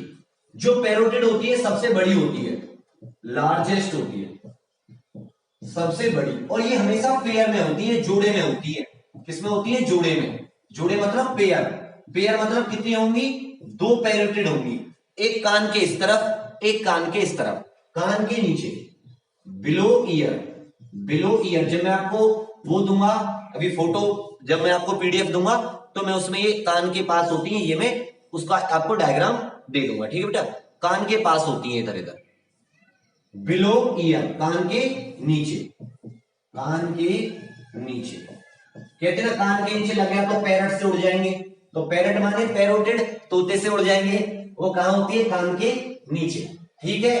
पैरोटिड कितनी होती है? 2 होती है, एक एक, तो कितनी होगी? 2, पेयर में, जोड़े में पाई जाती है। सेकंड होती है सब मैंडिबुलर, सब मैंडिबुलर, सब मैंडिबुलर, सब मैंडिबुलर। इसके अलावा ये तो मेन है 3, हालांकि 800 से ज्यादा भी और भी होती है छोटी छोटी।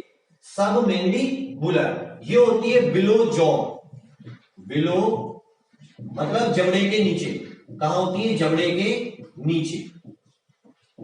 काम वही होता है सलाइवा सिक्रेट करना, लेकिन सबसे ज्यादा जो सलाइवा सिक्रेट करती है वो यही ग्रंथि करती है। 70% सलाइवा जो होता है वो किससे आता है? सब मैंडिबुलर से आता है। उसके बाद में आ जाती है तीसरी चीज, तीसरी ग्लैंड जिसे बोलते हैं सबलिंगुअल। क्या बोलते हैं? सबलिंगुअल। लिंगुअल माने लैंग्वेज, कहां से बोलते हो? जीभ आती है ना लिंगुअल, सबलिंगुअल।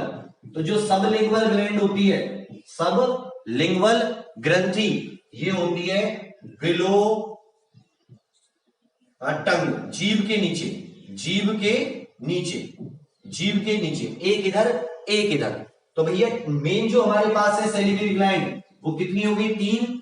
पैरोटिड तोते से उड़ जाएंगे, सब मैंडिबुलर जबड़ा, जबड़े के नीचे बिलो जो, और तीसरी होती है हमारे पास सबलिंगुअल सैलिवरी ग्लैंड, किसके पास, टंग या जीभ के नीचे 3 होती हैं, जिसमें से सबसे ज्यादा सलाइवा, ये तो बहुत कम सलाइवा सिक्रेट करती है, तो सबसे ज्यादा सलाइवा कौन सिक्रेट करता है, लार सबसे ज्यादा क्या होती है 70% के लगभग सब मैंडिबुलर जो कि जॉ के नीचे पाई जाती है। ठीक है, जॉ देखो मंडी, मंडी होती है ना, मंडी सब मंडी, सबकी मंडी, जॉ जो होता है ना, जॉ खाने वाला जॉ, वहां से याद कर लेना, जौ गेहूं चावल मंडी में बेचने जाते हैं, वहां से याद कर लेना। कान के नीचे पैरेट उड़ जाएंगे, तो अगर कोई पूछ ले कि which of the following gland is found below year, year के पास कौन सी पाई जाती है, तो सोचना कान के नीचे पैरेट, तोते उड़ जाएंगे, पैरोटिड। ठीक है ना, मंडी जौ, जौ माने जबड़ा, इंग्लिश और हिंदी तो कर लोगे, और तीसरी सब लिंगुअल सैलिवरी ग्लैंड्स। चलिए अब आ जाता है तीसरे नंबर का मेन इंपॉर्टेंट, फिर इसका एक ब्लॉक डायग्राम फिर से ले लेंगे, जिसे हम क्या कहेंगे, सलाइवा, क्या कहेंगे, सलाइवा, लार, लार। अब देखो लार में 90 से 90.5% तो होता है जल, पानी, जो आपकी लार होती है उसमें 90 से 90.5% क्या होता है, इसमें क्या पाए जाते हैं, एंजाइम्स पाए जाते हैं, प्रोटीन्स एक्सेट्रा पाए जाते हैं। ठीक है, सलाइवा का जो पीएच होता है, मेरी बात अच्छे से समझिएगा, जो सलाइवा का पीएच होता है, सलाइवा कोशिश करता है न्यूट्रल रहने की, सलाइवा मुंह को कैसा रखने की कोशिश करता है, न्यूट्रल, क्योंकि अगर एसिडिक ज्यादा हो जाएगा तो कैविटी बनने लगेंगी, दांत खराब होने लगेंगे, समझ रहे हो ना, तो भैया न्यूट्रल रखने की कोशिश करता है। जो इसका पीएच होता है लगभग 6.5 या 6.8 के लगभग रहता है, 6.5 6.8 के लगभग रहता है। अब कहोगे एग्जैक्टली पीएच बहुत मुश्किल हो जाता है निकालना, क्योंकि आप अलग अलग खाना खाते हो तो पीएच जो होता है सलाइवा का वो घटता बढ़ता रहता है। कोई कहे कि एग्जैक्ट सलाइवा का पीएच, तो आप लगभग अगर 6.8 हो तो 6.8, 6.5 हो तो 6.5, अगर इन दोनों में भी हो तो आप भैया 6.8 लगा देना, न्यूट्रल रखने की कोशिश सलाइवा थोड़ा सा होता है। ठीक है, ये समझ में आ रहा है, एंजाइम्स पाए जाते हैं। अब एंजाइम्स कौन कौन से होते हैं, तो सलाइवा के 2-3 काम होते हैं। एक काम क्या होता है कि जो बैक्टीरिया वगैरह या जो जीवाणु या कुछ ऐसी चीजें, कीटाणु वगैरह, पैरासाइट या कोई अन्य जर्म हमारे खाने में आ गए तो उसे भी मारने का काम करता है, मतलब हमारी इम्यूनिटी में भी हेल्प करता है, शरीर की रक्षा करने में भी ये हेल्प करता है। दूसरा काम पाचन, जो शरीर का पाचन स्टार्ट होता है, जो खाने में शरीर में पाचन स्टार्ट होता है, डाइजेशन स्टार्ट होता है, वो होता कहां से भैया, सलाइवा नाम की चीज से होता है। पहली मेरी बात समझ रहे, 2-3 काम हो गए इसके। एक तो इम्यूनिटी देता है, जो खाने में जीवाणु वगैरह आ जाते हैं, बैक्टीरिया वगैरह आ जाते हैं, उन्हें मारने के काम आता है। दूसरा डाइजेशन में भी स्टार्ट हेल्प होता है, क्योंकि डाइजेशन कहां से स्टार्ट होता है, मुंह से स्टार्ट होता है, माउथ से स्टार्ट होते हैं, और उसमें सबसे बड़ी भूमिका किसकी होती है, सलाइवा की होती है। तो वही पढ़ेंगे कि पाचन में कैसे हेल्प करता है और अन्य चीजों में कैसे हेल्प करता है। तो सबसे पहले कीटाणु मारने का इसका काम देख लेते हैं। तो देखो इसके अंदर एक एंजाइम पाया जाता है लाइसोजाइम। कौन सा एंजाइम पाया जाता है, लाइसोजाइम।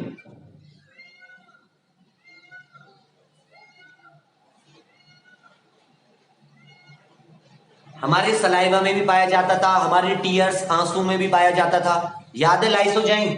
अब मुझे बताओ लाइसोजाइम का काम क्या होता था, और मैं सही कह रहा हूं, आंसर दे देना इसका, नहीं तो तुम पछताओगे।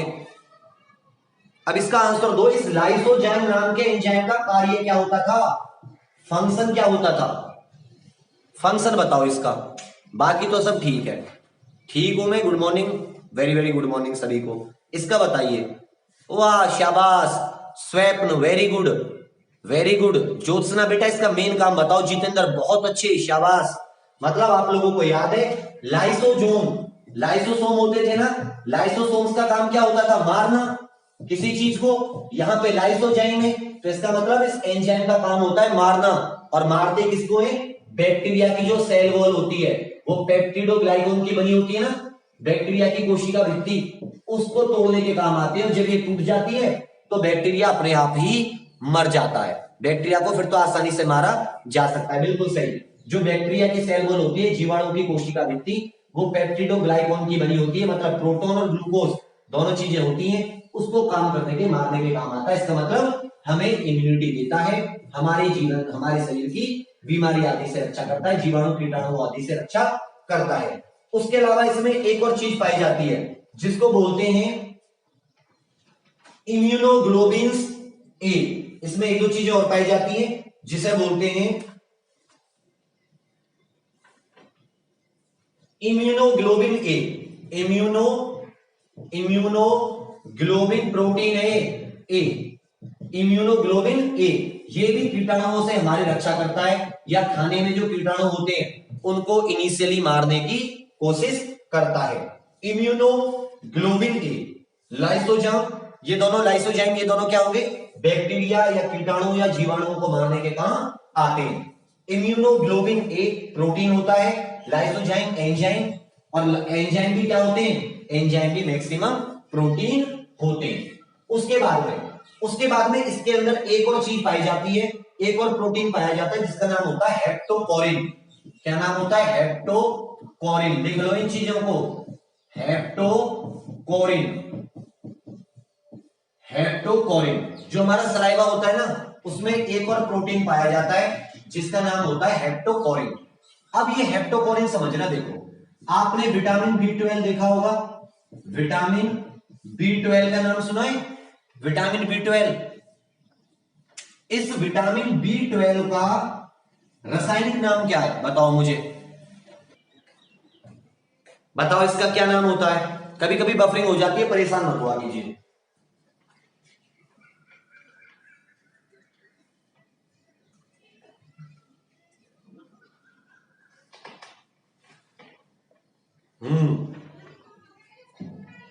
साइनोकोबैल्मीन होता है ना, साइनोकोबैल्मीन। तो देखो जो ये विटामिन B12 होता है ये बहुत ज्यादा एसिड सेंसिटिव होता है, बहुत ज्यादा एसिड सेंसिटिव, एसिड अम्लीय, मतलब अगर इस पे अम्ल आ गया, एसिड इस पे आ गया, तो विटामिन B12 का जो नेचर होता है वो डी नेचर हो जाता है। विटामिन B12 ऐसे मान लो बर्बाद हो गया। अब विटामिन B12 को सेफली पहुंचाना है, सुरक्षित रूप से पहुंचाना है, तो भैया यहां पे आपको जरूरत पड़ेगी ट्रांसपोर्टर की। तो सेफली अगर आपको पहुंचाना है, क्योंकि जब आप पेट से लेकर जाओगे, जब ये विटामिन B12 पेट से जाएगा तो आपको पता है पेट में क्या पाया जाता है, HCl, तो विटामिन B12 हो जाएगा बर्बाद। तो ये जो हेप्टोकोरिन नाम का प्रोटीन होता है ये भैया विटामिन B12 से कर लेता है, इसको अपने साथ बांध लेता है, बाइंड कर लेता है, बाइंडिंग प्रोटीन है ये, क्या कर लेता है, बांध लेता है, और बांधकर सेफली कहां पहुंचा देता है, ड्यूडेनम में पहुंचा देता है, स्मॉल इंटेस्टाइन में पहुंचा देता है। मेरी बात समझ रहे हैं? ये जो हेप्टोकोरिन नाम का चीजें होती हैं ये विटामिन B12 को अपने साथ बांध लेता है और सेफली सुरक्षित ड्यूडेनम तक पहुंचा देता है। क्यों पहुंचा देता है, क्योंकि विटामिन B12 अगर एसिड आ गया इसके पास तो ये अपना काम, इसका काम क्या हो जाता है, खराब हो जाता है। विटामिन B12 की वो चीजें नहीं होती जो उसके अंदर पाई जाती है, उसका वो नेचर नहीं रहता। यहां तो वो दिक्कत होगी, नाम क्या होगा, हेप्टोकोरिन। ट्रांसपोर्टर पिक्चर थी ना, एक उसका हीरो का नाम याद नहीं आ रहा मुझे, ऐसे ही ये भी सेफली पहुंचाने का काम करता है। ये तो हो गए सलाइवा के अन्य काम। अब मेन काम हम क्यों पढ़ रहे हैं इसको, डाइजेशन में, ठीक है, डाइजेशन में, पाचन। तो डाइजेशन में क्या हेल्प होती है, तो भैया देखो डाइजेशन में इसके अंदर दो एंजाइम पाए जाते हैं, जो ज्यादा मात्रा में पाया जाता है उसे बोलते हैं एल्फा अमाइलेज, एल्फा अमाइलेज, ठीक है। एल्फा अमाइलेज को ही आप किस नाम से जानते हो, टायलिन। किस नाम से जानते हो, टायलिन। पहला एंजाइम जो पाया जाता है वो पाया जाता है, देखो जो अमाइलेज होते हैं ना, इनका काम होता है कार्बोहाइड्रेट को पचाना। इनका काम क्या होता है, कार्बोहाइड्रेट का पाचन करना। किसका काम, जो अमाइलेज नाम के एंजाइम होते हैं, तीन तरह के होते हैं एक्चुअल में ये, alpha beta gamma, alpha beta gamma. तो यहां कौन सा पाया जाता है सबसे ज्यादा, हालांकि पूरी बॉडी में यही पाया जाता है, एल्फा अमाइलेज, कार्बोहाइड्रेट। और कार्बोहाइड्रेट में भी किसको? स्टार्च। स्टार्च को तोड़ता है किस किस में? माल्टोज में। स्टार्च को किस में बदल देता है? माल्टोज में। स्टार्च को किस में बदल देता है? माल्टोज। माल्टोज। स्टार्च को किस में बदल देता है भैया? मंड को। स्टार्च कह लो इसे हिंदी में, या मंड कह लो। मंड को माल्टोज में बदल देता है। कौन सा एंजाइम होता है? अमाइलेज। सेकेंड एंजाइम जो इसमें पाया जाता है वो इसमें लाइपेज पाया जाता है। Lipase, lipid ase. तो लाइपेज का तो आपको तुरंत याद हो जाना चाहिए कि लाइपेज इसका मतलब किसको पचाएगा?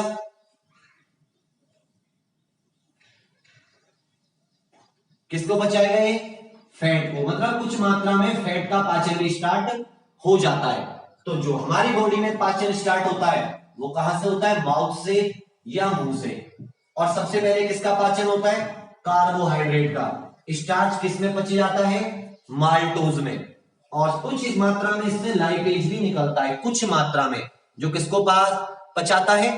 फैट को। यहां तो कोई दिक्कत होगी? ज्यादातर इसमें क्या पाया जाता है? पानी पाया जाता है 99.5% के लगभग। डाइजेशन में भी हेल्प करता है, इम्यूनिटी में भी हेल्प करता है, विटामिन B12 साइनोकोबैलामिन उसको ले जाने के लिए भी उसको भी सेफली पहुंचाता है।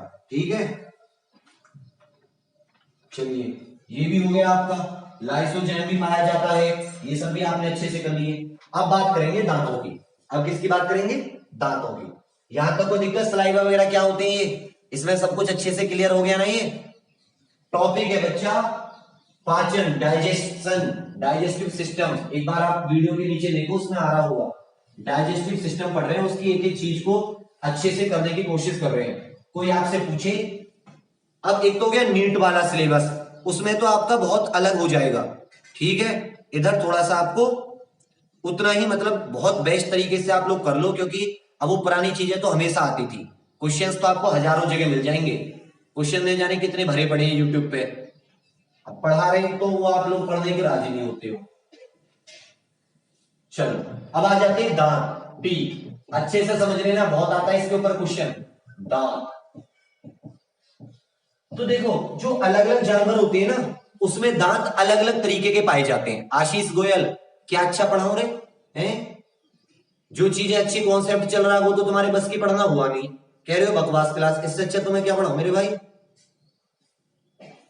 दांत तो अलग अलग जानवरों में अलग अलग प्रकार के दांत पाए जाते हैं। मैं सिर्फ इंसान का बता रहा हूं कि इंसान के कैसे होते हैं। तो इंसान के सबसे पहले होते हैं थीकोडॉन्ट। क्या होते हैं? थीकोडॉन्ट। जो इंसान के दांत होते हैं वो कौन से टाइप के होते हैं? थीकोडॉन्ट। थीकोडॉन्ट को हिंदी में बोलते हैं गर्त दंती। इंसान कैसा होता है? गर्त। गर्त माने गड्ढे, कि जो हमारे दांत होते हैं वो जबड़े की हड्डियों में धसे रहते हैं। एम्बेडेड इन जो बोन्स, जो हमारे जबड़े की हड्डी होती हैं उसमें, जबड़े की हड्डियों में ये दांत धसे रहते हैं। जैसे कि मगरमच्छ के होते हैं ना, जबड़े की दांतों में, जबड़े की हड्डी में घुसे रहते हैं। तो थीकोडॉन्ट, गर्त दंती, जबड़े की हड्डियों में हमारे दांत धसे रहते हैं। दूसरे डाइफोडोंट, डाइफो PHYO, diphyodont, diphyodont. Diphyodont, diphyodont का मतलब होता है कि जीवन में 2 बार निकलते हैं। जीवन में कितनी बार निकलते हैं? 2 बार। जो दांत आते हैं हमें 2 बार आते हैं ना। एक तो बोलते हैं दूध के दांत, मिल्की टूथ, बचपन में निकलते हैं ना, 20 होते हैं। और एक होते हैं भैया हमारे जब हम बड़े हो जाते हैं अडल्ट वाले, कितने? 32। तो जीवन में 2 बार दांत निकलते हैं, एक बार 20 और एक बार 32। तो डाई, डाई माने 2, डाई माने याद है ना, डाई सेकेराइड, 2 बार निकलते हैं जीवन में, 2 बार। तीसरी चीज हीटेरोडोंट। हीटेरोडोंट मतलब विषम दंती। विषम दंती मतलब अलग अलग प्रकार के हमारे दांत होते हैं। कैसे? ये दोनों अलग, ये जो होता है ये अलग, इसके बाद में अलग, और जो सबसे पीछे के होते हैं वो होते हैं अलग। मेरी बात समझ में आ रहा है? हीटेरोडोंट, विषम दंती मतलब हमारे चीरने फाड़ने वाले दांत, काटने वाले दांत, चीरने फाड़ने वाले दांत, पीएम और मोलर, अलग अलग प्रकार के हमारे यहाँ पे। हाँ बेटा फीवर है, पर चलो कोई बात नहीं, थोड़ा थोड़ा उतर रहा है, काम नहीं करेंगे तो और मतलब फिर पूरे दिन परेशान रहते हैं, पूरे दिन यही कहता रहता है कोई गाली दे रहा होगा, क्या हो रहा होगा, ये सब टेंशन रहती है। इससे अच्छा कुछ तो पढ़ाई करें। टीथ, टीकोडोंट जो वो उसमें धंसे रहते हैं। क्वेश्चन आ जाएगा कि इंसानों के दांत कैसे होते हैं, टीकोडोंट कई प्रकार के जो होते हैं, तो आप याद कर लो, धंसे रहते हैं। डिफोडोंट जीवन में 2 बार, हिटिरोडोंट विषम दंती। उसके बाद में आगे आते हैं, एक जबड़े में 16 होते हैं। एक जबड़ा मतलब ऊपर वाला जबड़ा, नीचे वाला जबड़ा, कितने होते हैं? 16। 16 मतलब 8 इस तरफ, 8 इस तरफ, 8 इस तरफ, 8 इस तरफ, 16 16 टोटल कितने हो जाते हैं? 32 हो जाते हैं। जो दांत होता है, जो दांत होता है भैया, अब बात करेंगे कि एक्चुअल में हमारे जो मुंह में दांत पाए जाते हैं 32 के 32, वो कितने टाइप के होते हैं? तो सबसे पहले जाएंगे इंसाइसर। सबसे पहले क्या जाएंगे? इंसाइसर। इंसाइसर को हिंदी में कहते हैं कृतंक। क्या कहते हैं? कृतंक। ये 2 होते हैं, 2 कृंतक। हिंदी में क्या बोलते हैं इसको? 2 कृंतक। ये काम आते हैं बाइटिंग, बाइटिंग और कटिंग, बाइटिंग और कटिंग। मतलब हिंदी में बोलेंगे इसको काटने के काम, काटने के काम। आपने देखा होगा जब आप सेब खाते हो, सेब, तो सेब को आप काटते हो तो आप इन 2 दांतों से तो काटते हो, 2 ऊपर 2 नीचे। हम एक जबड़े की बात कर रहा हूं, मैं किसकी बात कर रहा हूं? एक जबड़े की। अरे वो भी तो इसको किसे काटते हैं ना, इस तरीके से। ठीक है भैया, ये रेलवे के लिए ही है बच्चा। अब पढ़ क्यों नहीं रहे हो आप? मतलब जानते नहीं हो शायद पुराने जमाने से, ये सब रेलवे और सारे एग्जाम्स में आता है। 2 हो गए इंसाइसर, एक हो गया कैनाइन। क्या हो गया? कैनाइन। कैनाइन को हिंदी में बोलते हैं रदनख। रदनख याते चीरने फाड़ने के काम, चीरने फाड़ने के काम। टीयरिंग किसके काम आती है? टीयरिंग के काम, फाड़ने के काम। गन्ना, जो चीजें जब हमें फाड़ने होती है तो ऐसा रख के फाड़ते हैं ना उसे, टीयरिंग और फाड़ने के काम। दूसरे होते हैं कैनाइन के बाद में आते हैं 2 प्रीमोलर। प्रीमोलर इनको बोलते हैं अग्र चवर्णक, अग्र चवर्णक। तो और उसके बाद में आ जाते हैं 3 मोलर, मोलर, इसको हिंदी में बोलते हैं चवर्णक, चवर्णक। इन दोनों का जो काम होता है वो ग्राइंडिंग, पीसना, चबाना, ये सारे के सारे काम होते हैं खाने को। तो हमारे खाने के जो प्रकार होते हैं वो भी अलग अलग तरीके के होते हैं। जैसे जब खाना अलग अलग तरीके का है तो उसे चबाने और खाने की जरूरत भी अलग अलग तरीके से पड़ती है। तो इसलिए भगवान ने एक प्रकार के दांत जो दिए उनको क्या बोला? इंसाइसर। हिंदी में कृतंक, जो काटने और दांत गड़ाने के काम आते हैं, इंसाइसर। कैनाइन, रदनक, प्रीमोलर और मोलर, ये क्या काम करने के आते हैं? पीसने के काम। जबकि कैनाइन का काम क्या होता है? टीयरिंग। जबकि ये जो होते हैं आपके ज्यादा जो कार्निवोर होते हैं जैसे कुत्ता, इसके कैनाइन बहुत ज्यादा होते हैं, नुकीले वाले दांत, क्योंकि इसको मांस को चीर फाड़ने की जरूरत ज्यादा होती है, हड्डी से हटाने की जरूरत ज्यादा होती है। तो ये जरूरत के हिसाब से भगवान ने हमें दांत दे दिए। तो मुख्य दांत 4 हो गए हमारे, 4 प्रकार के, इंसाइसर, कैनाइन। तो इसकी एक फॉर्मूला, इसको अच्छे से आप याद कर सकते हैं, कोई दिक्कत नहीं। आई C prime minister Manmohan Singh, मैंने प्राइम मिनिस्टर मनमोहन सिंह को देखा। आई C prime minister Manmohan Singh. 2 1 2 3 2 1 2 3। देखो ये जबड़े के आधे वाले भाग की बात चल रही है। 2 1 2 3, तो इसमें कितनी गुणा कर दो? 2 की। 3 2 5 और 1 6 2 8, 8 2 16, 16 ऊपर 16 नीचे, टोटल कितने हो गए? 32। तो कहने का मेरा मतलब है कि इसको आप क्या बोलते हो? Dental formula. हमारे दांतों के बारे में पूछ रहे कौन से दांत कितने प्रकार के होते हैं, तो आप क्या बता दोगे? 2 1 2 3, 2 1 2 3 इधर, 2 1 2 3 इधर, टोटल मिला के टोटल कितने होंगे मेरे भाई? 16 दूनी 32। ठीक है। आई C prime minister Manmohan Singh, जिसके फर्स्ट क्लास है, उसका दिल से स्वागत, वेलकम। ठीक है, पीडीएफ पुरानी क्लासेस का उसमें पढ़ा हुआ परीक्षागढ़ में अच्छे से, उसमें से आप पढ़ लीजिए। समझ में आ गया? इसको क्या बोलते हैं? Dental formula. मतलब इंसाइजर एक जबड़े में 2 एक तरफ, कैनाइन 1, प्रीमोलर 2, मोलर 3, टोटल मिला के टोटल हमारे पास कितने हो गए? 32 दांत। ठीक है भाई, देखो शेर के दांत तो तुम्हें गिनने पड़ेंगे जाके, कितनी बड़ी बात होगी। आईसीपीएमएम ये दांतों के प्रकार है, इंसाइजर, कैनाइन, प्रीमोलर और मोलर, कृतंकक, रदनक, अग्रचवर्णक और चवर्णक। आईसीपीएम मनमोहन सिंह, आईसीपीएमएम। तो आपको याद आसानी से ये चीजें हो जाएंगी। यहां तक कोई दिक्कत? अब बात करते हैं दांतों का होता क्या क्या है।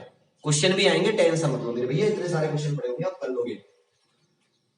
अब बात करते हैं जो दांत होता है, एक दांत की बात करेंगे, टूथ, एक दांत की बात। जो दांत होता है उसके 3 हिस्से होते हैं। जो आपको सबसे पहले ऊपर वाला हिस्सा जो दिखाई देता है, जो सबसे ऊपर वाला हिस्सा ये आपको व्हाइट व्हाइट सा दिखाई देता है, इसको बोलते हैं क्राउन। क्या बोलते हैं? शिखर। क्या बोलते हैं भैया? क्राउन या शिखर, दांत का शिखर। दांत के शिखर से नीचे जिस हिस्से में ब्लड वेसल्स वगैरह पाए जाते हैं, पल्प कैविटी, जिसमें रक्त शिराएं, रक्त वाहिनी पाई जाती हैं, ठीक है, उसे आप क्या बोलोगे? नेक। जो इसके नीचे वाला हिस्सा होता है नेक, जिसे हिंदी में बोलेंगे ग्रीवा। और जो बोन्स में, हड्डियों में धसा रहता है दांत का हिस्सा हड्डी में, उसे बोलेंगे जड़ या रूट्स। तो जो दांत होता है उसके मेनली 3 पार्ट होते हैं, ठीक है, चीरना, चीरना, फाड़ना। तो जो शेर और ये जो होते हैं कुत्ते वगैरह, इनको मांस को चीरने और फाड़ने की जरूरत पड़ती है, तो इसलिए कैनाइंस दिए जाते हैं उनको ज्यादा। और जबकि ये जो होते हैं आपके गाय भैंस, इनको चबाने की जरूरत पड़ती है, तो इनके प्रीमोलर और मोलर ज्यादा होते हैं। 3 हो गए। सीएनआर, ऊपर क्राउन जो दिखता है, क्राउन तो हमेशा ऊपर ही दिखता है, बीच में नेक गर्दन और उसके नीचे जड़। ठीक है, शाबाश। ठीक है, अब दांत बना हुआ किसका होता है, मेन चीज ये आ जाती है। तो जो दांत होते हैं उसमें मेनली 4 टाइप के टिश्यू पाए जाते हैं। कितने टाइप के टिश्यू पाए जाते हैं? 4 टाइप के tissue. Number 1 enamel, enamel, enamel, ठीक है भैया।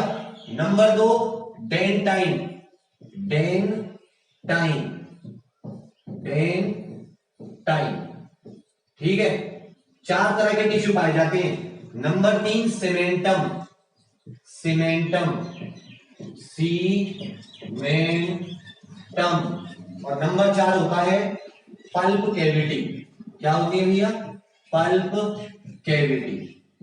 पल्प कैविटी को कहोगे मज्जा गुहा, मज्जा गुहा। ठीक है, कितने प्रकार के पाए जाते हैं? 4 मुख्य दांत या टूथ पाए जाते हैं। Number 1 enamel, number 2 dentine, number 3 cementum, number 4 pulp cavity. ठीक है, एक एक करके पढ़ देते हैं। सबसे पहले पढ़ देते हैं आपके इनेमल को। इनेमल तो ये हालांकि मैंने आपको पहले भी बता रखा है, जब मैं उस दिन कुछ आपको मिनरल्स वगैरह बता रहा था, याद है ना? तो देखो, इसमें ये ब्रिटल होता है बहुत ज्यादा, बॉडी का स्ट्रॉन्गेस्ट पार्ट होता है, बॉडी का सबसे स्ट्रॉन्ग को क्या बोलते हैं हिंदी में? शक्तिशाली। स्ट्रॉन्ग तो ऐसे बोलेंगे पावरफुल हो जाएगा वो तो। सबसे स्ट्रॉन्ग, स्ट्रॉन्ग तो सबको आता है हिंदी इंग्लिश एक में, ठीक है। ये क्या हो गया कि स्ट्रॉन्गेस्ट पार्ट ऑफ बॉडी होता है, शरीर का सबसे स्ट्रॉन्ग हिस्सा, इनेमल, सबसे ज्यादा ब्रिटल, क्योंकि इसका जो मिनरल कंटेंट होता है, इसके अंदर जो खनिज पाया जाता है वो बहुत ज्यादा पाया जाता है। लगभग 96% ये मिनरल का बना होता है। और आपको एक चीज यहां पे बतानी होगी, मजबूत, सबसे ज्यादा मजबूत, सही है, सबसे ज्यादा स्ट्रॉन्ग मजबूत हिस्सा। अब ये बताओ इसमें मिनरल कौन सा पाया जाता है? विच mineral is present in this? बताइए कौन सा पाया जाता है इसमें? ये मैंने बता रखा है, इनेमल किसका बना होता है?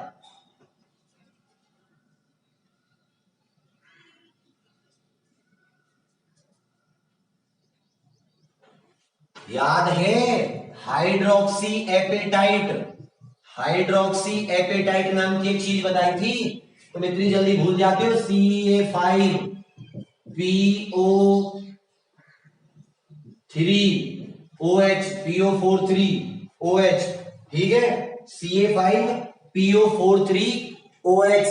याद है calcium hydroxy phosphate hydroxy apatite. तो आपकी बात भी सही है कि इसमें कैल्शियम और फॉस्फोरस, एक्चुअल में ये क्रिस्टलाइन कैल्शियम फॉस्फेट ही है, ठीक है, कोई टेंशन इसमें। कैल्शियम फॉस्फेट हाइड्रोक्सी एपेटाइट, और मैंने बताया था जब फ्लूरीन से ये क्या कर लेता है, रिएक्शन कर लेता है, फ्लूरीन से क्या कर लेता है, रिएक्शन, तो क्या बन जाता है, फ्लूरोक्सी एपेटाइट। क्या बन जाता है, फ्लूरोक्सी एपेटाइट। ये और ज्यादा स्ट्रॉन्ग होता है, इसीलिए खाने में वो जो पानी होता है इसमें नेचुरली फ्लोरीन पाई जाती है, जो हल्की मात्रा में हमारी बॉडी के लिए या हमारे दांतों के लिए हेल्पफुल होती है। अगर वो ना हो तो हमारे दांत पीले पड़ जाते हैं, फ्लूरोसिस हो जाती है। इनेबल स्ट्रॉन्गेस्ट होता है, मिनरल कंटेंट इसके अंदर 96% होता है, और मिनरल कौन सा पाया जाता है, हाइड्रोक्सी एपेटाइट, एपेटाइट, ठीक है भैया। चलिए ये भी अच्छी बात है। एक बात याद रखिएगा, इसमें कोलाजन नहीं पाया जाता, इसमें स्ट्रॉन्ग सिर्फ हाइड्रोक्सी एपेटाइट होता है, इसमें कोलाजन नहीं पाया जाता। इसमें कुछ और प्रोटीन पाए जाते हैं जैसे अमीलोजेनिन, इनेमेलिन, टफ्टिलिन, इस तरीके के। आगे बात करेंगे सेकंड, डेंटिन, डेंटिन, डेंटिन। तो देखो ये मैं एक तरीके से आपको मैं बता देता हूं।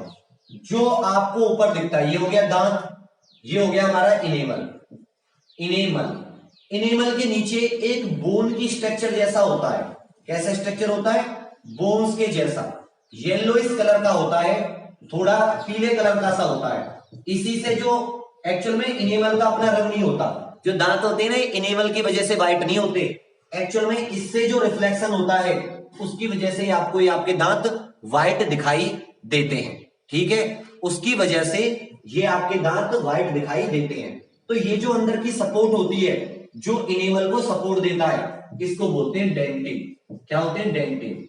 ये थोड़ा सा इससे कम मजबूत होता है, लेस स्ट्रॉन्ग, लेस ब्रिटल होता है। इसका मिनरल कंटेंट भी क्या होता है, कम होता है। इसका मिनरल कंटेंट भी क्या होता है, कम, लगभग 70% इसमें हाइड्रोक्सी एपेटाइट पाया जाता है। उसके अलावा वाटर पाया जाता है, कुछ और ऑर्गेनिक सब्सटेंस पाए जाते हैं, ठीक है। येलो डेंटिन ये क्या होता है, जो इसको सपोर्ट करता है। इसमें पाए जाते हैं, क्या नाम है वो, कोलाजन वगैरह इसमें पाए जाते हैं। तीसरी चीज जो होती है, तीसरे टाइप का जो टिश्यू होता है वो होता है सीमेंटम। क्या होता है, सीमेंटम, सीमेंटम। एक्चुअल में सीमेंटम के नीचे होती है पल्प कैविटी। क्या होती है, पल्प कैविटी, मज्जा गुहा, मज्जा गुहा। मज्जा गुहा वो चीज होती है बच्चा जी जहां पे ब्लड वेसल्स पाई जाती हैं, जहां पे वीन्स और आर्टरीज पाई जाती हैं, शिरा और धमनियां, और इनको बचाना, इनको प्रोटेक्ट करना बहुत जरूरी होता है। तो इनको प्रोटेक्ट करने का काम कौन करता है, सीमेंटम। इनको प्रोटेक्ट करने का काम कौन करता है, सीमेंटम नाम के जो टिश्यू होते हैं। तो जो तीसरी चीज आ जाएगी इसमें, ये क्या हो जाएगा, सीमेंटम, और ये हो जाएगी पल्प कैविटी, ये होगी आपकी आर्टरी और वीन्स, ठीक है, जो किसी मेन आर्टरी या मेन वीन्स से जुड़ी होगी। पल्प कैविटी, और ये हो गया आपका सीमेंटम। इसके फोटो खींच के डाल दूंगा अच्छे से, टेंशन लेने की जरूरत नहीं है।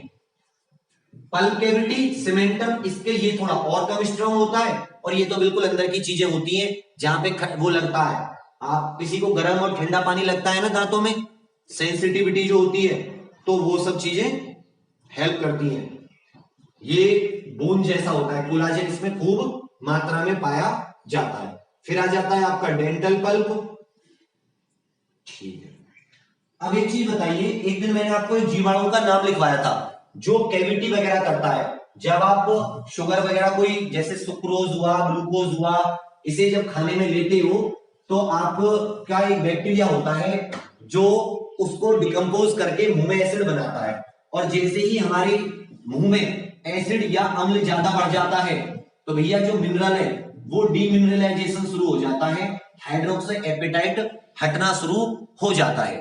जब हाइड्रोक्सी एपेटाइट हटना शुरू हो जाता है भैया, तब हमारे दांतों में क्या बन जाते हैं, गड्ढे बन जाते हैं, कैविटी बन जाती है। क्या बन जाती है, कैविटी। अब ये बताइए मुझे कि कैविटी जो ये शुगर वगैरह या कैविटी बनाने के लिए एक ऐसा बैक्टीरिया बताइए जो मैंने लिखवाया था और बहुत इंपॉर्टेंट था, रंजीत साहू। स्ट्रेप्टोकोकस तो ठीक था, स्ट्रेप्टोकोकस तो बहुत होते बाबू, स्ट्रेप्टोकोकस बहुत होते हैं। इसका मेन म्यूटेन्स, बिल्कुल सही, शाबाश। स्ट्रेप्टोकोकस म्यूटेन उस बीमारी का, उस बैक्टीरिया का नाम होता है जो दांतों में कैविटी बनाता है। ठीक है, तो अब मेरी ये बात समझ लीजिए, जितना अभी तक पढ़ाया, बहुत सारी चीजें आपको बताई, अब मेन डाइजेस्टिव सिस्टम स्टार्ट करेंगे। तो यहां तक आपको कोई दिक्कत तो नहीं हुई, यहां तक आपकी समझ में आ गया ना, कोई टेंशन? ठीक है, स्ट्रेप्टोकोकस कैविटी एसिड अम्ल, जब हमारा मुंह में अम्ल ज्यादा हो जाता है तो वो कौन सी शुगर होती है जिसपे ज्यादा असर करता है, सुक्रोज वगैरह, जो आप ये डेली चीनी खाते हो, या फ्रक्टोज या ग्लूकोज। अगर आपको इससे बचना है, इससे बचना है, तो आप ये बताइए कि कौन सी शुगर आप लेना चाहोगे, कौन सी चीज लेना चाहोगे? याद है ना ग्लिसरीन, या जो ग्लिसरीन होती थी, ग्लाइकोल वाला जो हिस्सा होता था, ग्लाइसिरोल वाला, जिसे ग्लिसरीन भी बोलते थे, उस वो जो शुगर होती है वो क्या होती है कि स्ट्रेप्टोकोकस म्यूटेंस उस पे हेल्प नहीं करता। याद है ना, मतलब उसको डाइजेस्ट नहीं करता है, उसको डिकम्पोज नहीं करता। तो ये हो गई बच्चा हमारी आज की चीजें। इस लेक्चर को देखने के बाद में आप कम से कम मुंह में क्या क्या होता है, क्या क्या हेल्प होती है, क्या क्या चीज उसमें काम आती है, वो मुझे लगता है कि आप आसानी से बता पाओगे। ठीक है, हो जाएगा, हो जाएगा अनन्या बेटा, मैंने बताया है हो जाएगा, परेशान मत होइए। आज कितनी होगी, मेनली हो जाएगा, इतना हो जाएगा कि आप एग्जाम में एक आध क्वेश्चन की तो नहीं कहता, आप सारे क्वेश्चन अटेम्प्ट कर पाएंगे, इस बात का भरोसा रखो। भरोसा क्यों नहीं रख रहे हो आप? मैंने आपको उसमें बताया था, कोंकण रेलवे, रेलवे वालों के लिए बहुत परेशान हो रहे हैं, स्टेशन मास्टर उसी कंपनी ने कराया है जो आपका आरआरबी, एएलपी और ग्रुप डी करा रही है। समझ में आ रहा है ना? वही एक ही दो कंपनी है, वही राजस्थान का एग्जाम करा रही है, वही भारत में मेनली जितने एग्जाम हो रहे हैं वही कंडक्ट करा रही है। कोंकण रेलवे का कराया था, ये भी तो रेलवे की एक ब्रांच ही है। इसका स्टेशन मास्टर का एग्जाम हुआ था, 99% क्वेश्चन आए, एक आध परसेंट भी अगर दिमाग लगाओगे तो वो भी कर लोगे, क्योंकि वो उन्हीं से बना हुआ है, उन्हीं कॉन्सेप्ट से। फिर भी आप सोचते हो रहे तो बेकार सा मास्टर है, इसके पास ना कैमरा है ना कुछ है, ये क्या पढ़ाएगा, जो अच्छी सी लाइटिंग होगी, फर्जी आपको 20 क्वेश्चन करा देंगे इधर उधर से। अरे उन्हें तो आप खुद भी कर लोगे। अब जब खुद बस की नहीं है कुछ करने का, नौकरी सबको चाहिए, पढ़ना किसी को नहीं है, संघर्षवादी कोई नहीं है इस दुनिया में आजकल, लेकिन नौकरी सबको चाहिए। तो याद रखिएगा, जब तक संघर्ष नहीं करोगे ना, तब तक भूल जाना कि मिलेगी नौकरी। इस तरीके से पहुंच के क्वेश्चंस करके ना मिली ना किसी को मिलेगी, जब तक आप कॉन्सेप्ट तैयार नहीं करोगे। समझ में आ रही है आपको? अब वो करना पड़ेगा आपको, आज नहीं तो कल। समझ गए? आज नहीं तो कल। अब अच्छे से दिमाग लगा लीजिए, आज ये कल पाचन तंत्र खत्म करेंगे अच्छे से पूरा। पाचन तंत्र में और अगर आपको मोटा मोटा दिखा दूं एक बार, थोड़ा सा याद हो जाएगा, शायद फिर क्वेश्चंस कर पाओ। यहां से खाना ईसोफेगस में चला गया, आहार नाल में कोई पाचन नहीं हुआ। आहार नाल में जो खाना चाहता है उसकी जो मूवमेंट होता है उसको बोलते हैं पेरिस्टेल्सिस। क्या मूवमेंट बोलते हैं? पेरिस्टेल्सिस, मतलब संकुचन कहते हैं, क्रमिक संकुचन। हिंदी में क्या बोलते हैं? क्रमिक संकुचन। जो खाना आहार नाल में नीचे जाता है उसे बोलते हैं क्रमिक संकुचन। क्या होता है कि एक बार जुड़ेगा एक बार फैलेगा, एक बार जुड़ेगा एक बार फैलेगा। कहने का मतलब कॉन्ट्रैक्शन, संकुचन और एक्सपेंशन, इन दोनों से होता हुआ खाना धीरे धीरे धीरे धीरे नीचे की तरफ बढ़ता रहता है, नीचे की तरफ धीरे धीरे खाना बढ़ता रहता है। ठीक है, कल बता दूंगा आपको कौन से खुद से करने हैं। क्रमिक, ये आप ज्यादा, ये बीमारी वगैरह याद कर लेना, कौन सी बीमारी किससे होती है ये आप जरूर कर देना। ठीक है, कृमिक संकुचन, खाना पहुंच गया स्टोमक में, खाना कहाँ गया, स्टोमक में। आमाशय, आमाशय में तीन चीजें मुख्य होती हैं, तीन चीजें आमाशय से निकलता है। एक तो HCl हाइड्रोक्लोरिक एसिड, हाइड्रोक्लोरिक अम्ल एसिड। दूसरी एक निकलता है गैस्ट्रिक जूस, क्या निकलता है, gastric juice.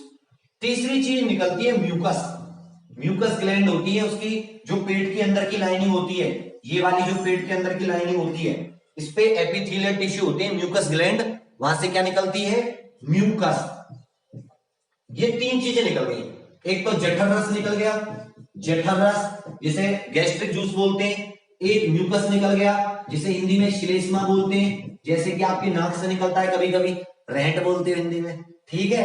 HCl hydrochloric acid जिसे आप अम्ल बोलते हो। तो ये तीनों चीजें स्टोमक से निकली और तीनों का अपना अपना काम हुआ। क्या क्या काम हुआ उसी की बात करते हैं, ठीक है। सबसे पहले सोच रहा हूं चलो इसको भी 15 मिनट में कराई लूं, फिर आपको इसको डीपली कराना मेरा रह जाएगा, ठीक है। तो हाँ, HCl की बात करते हैं, किसकी बात करते हैं, HCl हाइड्रोक्लोरिक एसिड। नंबर 1 काम क्या होता है, पहले तो जीवाणु मुंह में मारे गए, कीटाणु मुंह में मारे गए, उसके बाद में कहा जाएंगे पेट में बचे हुए जो कीटाणु होते हैं, kill germs, kill germs present in food, जो खाने में, जो भोजन में कीटाणु मौजूद रहते हैं, भोजन में जो कीटाणु मौजूद रहते हैं ना, जो कीटाणु, उनको मारने का काम करता है, ठीक है। पहला काम तो वही करेगा। दूसरे काम जो होते हैं, दूसरा काम जो होता है वो काम होता है कि भैया एक एंजाइम होता है जिसका नाम होता है पेप्सिन, पेप्सिन, क्या नाम होता है, पेप्सिन, ठीक है। तो पेप्सिन क्या होगा, पेप्सिन ये गैस्ट्रिक जूस में पाया जाता है, किसमें पाया जाता है, गैस्ट्रिक जूस में। तो जो गैस्ट्रिक जूस होता है, जठर रस होता है, गैस्ट्रिक जूस, जठर रस, ठीक है भैया। ये जो जठर रस होता है इसमें एक चीज निकलती है जिसका नाम होता है पेप्सिनोजन, प्रोटीन का पहला हिस्सा, एक एंजाइम का पहला रूप। जब ये पेप्सिनोजन जो होता है ये इसमें HCl मिल जाएगा, क्या मिल जाएगा, HCl, तो ये बदल जाएगा पेप्सिन में, किसमें बदल जाएगा, पेप्सिन में। इसका मतलब जो पेप्सिन नाम का एंजाइम होता है, पेप्सिन का काम होता है प्रोटीन को, जो प्रोटीन होते हैं उनको पेप्टोन्स में बदल देता है, उन्हें पेप्टाइड्स में बदल देता है, मतलब छोटी छोटी चेन बना देता है। जो प्रोटीन होते हैं ना, ये जो पेप्सिन होता है, प्रोटीन क्या होते हैं, हायर लंबी एमिनो एसिड होते हैं, उनको तोड़ के छोटे एमिनो एसिड बना देता है। नाम क्या होता है उस एंजाइम का, पेप्सिन, पी से प्रोटीन, पी से पेप्सिन। तो पेप्सिन किस पे असर करता है, प्रोटीन पे, ठीक है भैया। बेटा ट्रिप्सिन तो वहां आएगा पेन क्रियाज से, अभी ट्रिप्सिन की टेंशन क्यों ले रहे हो, यूपीपी में अच्छे काम चल रहा है, परेशान मत हो, लोगों को तो साथ नहीं दे रहे। अरे तुम घर से बैठ के व्हाट्सएप पर मैसेज तो खटाक चला दो। तुम्हें पता है कि 3 जगह मत जाना जीवन में, एक कोर्ट का चक्कर ना पड़े, भगवान करे तुम्हारे साथ किसी के साथ, एक भैया पुलिस का चक्कर ना पड़े, तुम्हें थाने ना जाना पड़े, और तीसरा कभी तुम्हें भगवान करे हॉस्पिटल ना जाना पड़े। इन 3 चीजों से बच जाना, सफेद कोट, काला कोट, और भैया खादी को जो वर्दी होती है, ठीक है। इन चीजों से जिंदगी सफल हो जाएगी। कोर्ट का काम बड़ा अजीब होता है, तुम्हारी तरह नहीं है, मुंह चलाया मैसेज कर दिया। बेटा थोड़ा सब्र रखो, काम होगा सारे के सारे, हमसे जो बन पड़ रहा है वो कर रहे हैं, हमें कोई मजा नहीं आ रहा किसी इंसान के 3-3.5 लाख रुपए खत्म करवाने में, ठीक है। तो दूसरा काम क्या होता है, एक तो कीटाणु मारता है, दूसरा काम क्या होता है, पेप्सिन इसी की प्रेजेंस में, कहने का मतलब अगर मैं ये कहूं कि जो पेप्सिन होता है वो किस में काम करता है, एसिडिक माध्यम में काम करता है, अम्लीय माध्यम में काम करता है, ठीक है।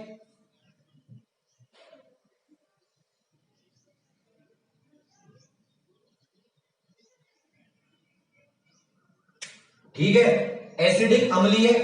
अब इसको रिवाइज करना और कल के टॉपिक की आगे की बात करेंगे, पूरा करा देता हूं।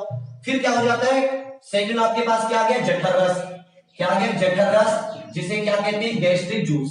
तो पहली बात तो इसमें पेप्सिन पाया जाता है, पी से पेप्सिन, पी से प्रोटीन, जो किसको पचाता है, एक इसमें रेनिन नाम का एंजाइम पाया जाता है, किसका पाया जाता है, रेनिन नाम का। दूध में एक और प्रोटीन मौजूद होता है जिसका नाम होता है कैसीन, ये छोटे बच्चों में पाया जाता है। छोटे बच्चों में क्या होता है ना बाबू, जो पेप्सिन होता है ना, ये कम मात्रा में सिक्रीट होता है, ठीक है। तो छोटे बच्चों के पास अगर प्रोटीन मिल्क को पचाने के या प्रोटीन को पचाने की कोई चीज नहीं है, तो जो माँ का दूध होता है, जो दूध पीते हैं बच्चे, उसमें पाया जाता है कैसीन। इस कैसीन को पैरा कैसीनेट में बदल देता है। किसमें बदल देता है? पैरा कैसीनेट। और उस एंजाइम का नाम होता है रेनिन। क्या नाम होता है? रेनिन। तो पैरा कैसीनेट। कभी कभी देखा होगा बच्चे के मुंह से दूध निकल आता है दही सा बनके। क्या बनके आ जाता है? दही सा बनके दूध। तो जो ये कैसीन प्रोटीन होता है, ये रेनिन नाम का एंजाइम उसे किस में बदल देता है? पैरा कैसीनेट में। बच्चों के बेबी मिल्क वगैरह जो होता है, और अंदर से जो वो होता है ना, जो बच्चे के कभी कभी दूध बाहर आ जाता है, फिर मम्मी लोग पूछ देती हैं, तो वो जो दही दही सी होती है, वो एक्चुअल में पैरा कैसीनेट ही होता है, ठीक है। छोटे बच्चे रेनिन जो होता है छोटे बच्चों में, वो कैसीन को किस में बदल देता है? पैरा कैसीनेट में। ये दोनों काम हो गए, गैस्ट्रिक जूस का काम खत्म हो गया। तीसरी चीज जो आती है, क्वेश्चन कभी कभी ये पूछ लिया जाता है कि गैस्ट्रिक जूस कहां से निकलता है, कौन सी ग्लैंड से निकलता है। अंदर तो कई सारे के टिश्यू सेल्स होते हैं, वहां से। इसको मैं बताऊंगा डीपली। तीसरी आपको बताया था म्यूकस, श्लेष्मा बोलते हैं जिसे। तो बेटा इसका काम होता है, देखो ये पेट है, पेट बाहर से इतना मुलायम होता है, तो अंदर से तो बेचारा और भी नरम होता होगा। तो आपके पेट के अंदर मान लो HCl है, पेट के बाहर बॉडी पे HCl गिर जाए, कितनी ज्यादा चोट लगेगी, कितना ज्यादा दर्द होगा, जल जाएगा। इसी तरह अगर बॉडी के अंदर HCl है, पेट के अंदर HCl है, तो भैया हमारी तो पेट अंदर से जल जाएगा। तो इसको बचाने के लिए जो पेट के अंदर की लाइनिंग होती है, दीवार होती है, स्टोमक वॉल्स या लाइनिंग ऑफ द स्टोमक, इस पे श्लेष्मा से इकट्ठा हो जाता है, म्यूकस इकट्ठा हो जाता है, जो किससे प्रोटेक्ट करता है? HCl से प्रोटेक्ट करता है। क्लियर है ये चीज? किससे प्रोटेक्ट करता है? HCl से। यहां पे स्टोमक म्यूकस वगैरह मिल गया खाने में, तो जब स्टोमक से खाना निकलता है, तो उस खाने का नाम हो जाता है काइम। स्टोमक के बाद में जो खाना होता है उसे हम क्या बोलते थे? काइम बन गया, काइम, ठीक है। ये जो काइम है वो कहां से आ जाएगा? वो आ जाएगा आपके स्मॉल इंटेस्टाइन में। किसमें आ जाएगा? छोटी आंत में, स्मॉल इंटेस्टाइन। और स्मॉल इंटेस्टाइन के छोटी आंत के किस हिस्से में? ड्यूडेनम नाम के हिस्से में। ड्यूडेनम नाम के हिस्से में आ जाएगा, ठीक है भैया। जब ये ड्यूडेनम नाम के हिस्से में आ जाएगा, तो अब यहां पे दो चीजें होंगी। एक तो जो आपकी ये ग्रंथि होगी पेनक्रियाज, इसके रस आएंगे यहां पे, पेनक्रिएटिक जूस, अग्नाशय रस बोलते हैं, पेनक्रिएटिक जूस, जिसे क्या बोलते हैं? अग्नाशय रस। हिंदी में क्या बोलते हैं? अग्नाशय रस, ठीक है। एक यहां से आएगा, लिवर है ये, लिवर नाम की ग्रंथि, लिवर की है गॉल ब्लैडर, पित्ताशय, गॉल ब्लैडर जिसे पित्ताशय बोलते हैं, और पित्ताशय की एक पाइप लगी होगी जो कहां पहुंचा देगी? पित्ताशय में इकट्ठा होता है बाइल, जिसे बोलते हैं पित्त रस, बाइल जूस। लिवर बनाता है बाइल जूस, इकट्ठा कर देता है गॉल ब्लैडर में, वहां से चीज कहा जाती है? ड्यूडेनम में, छोटी आंत के ड्यूडेनम वाले हिस्से में। यहां तक कोई दिक्कत? छोटी आंत के ड्यूडेनम वाले हिस्से। अब जब ये ड्यूडेनम वाले हिस्से में आ गई, छोटी आंत के में, तो मुझे ये बताओ जो काइम था, काइम ये कैसा था? एसिडिक था, बेसिक था, दोनों था, या इनमें से कोई नहीं था? बताइए। एसिडिक था, बेसिक था, या इनमें से कोई नहीं था? कुछ भी नहीं था। एसिडिक था, बहुत अच्छी, क्योंकि इसके साथ HCl घुला हुआ था। अब जब ये छोटी आंत में आ गया, यहां पे एक मसल होती है जिसको इंस्पेक्टर मसल बोलते हैं, उस मांसपेशी के द्वारा नीचे आ गया। तो अब जो ये पेनक्रियास से रस आई, जिसके अंदर क्या था? ट्रिप्सिन, आपको याद था ना? ट्रिप्सिनोजिन था। हालांकि इसके अंदर स्मॉल इंटेस्टाइन में आके ट्रिप्सिन बना। ट्रिप्सिन नाम का जो एंजाइम है, ये एंजाइम पेनक्रिएटिक रस में पाया जाता है, पेनक्रिएटिक जूस में पाया जाता है। ये जो एंजाइम है, ये एंजाइम HCl के माध्यम में काम नहीं करता। तो इसलिए भाइयों बहनों, हमें माध्यम कैसा बनाने की जरूरत पड़ी? बेसिक।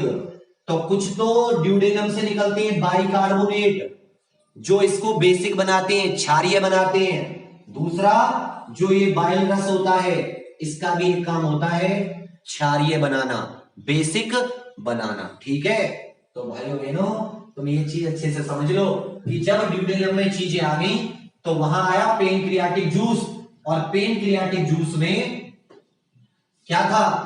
पेनक्रियाटिक जूस में एक एंजाइम था जिसका नाम था ट्रिप्सिन।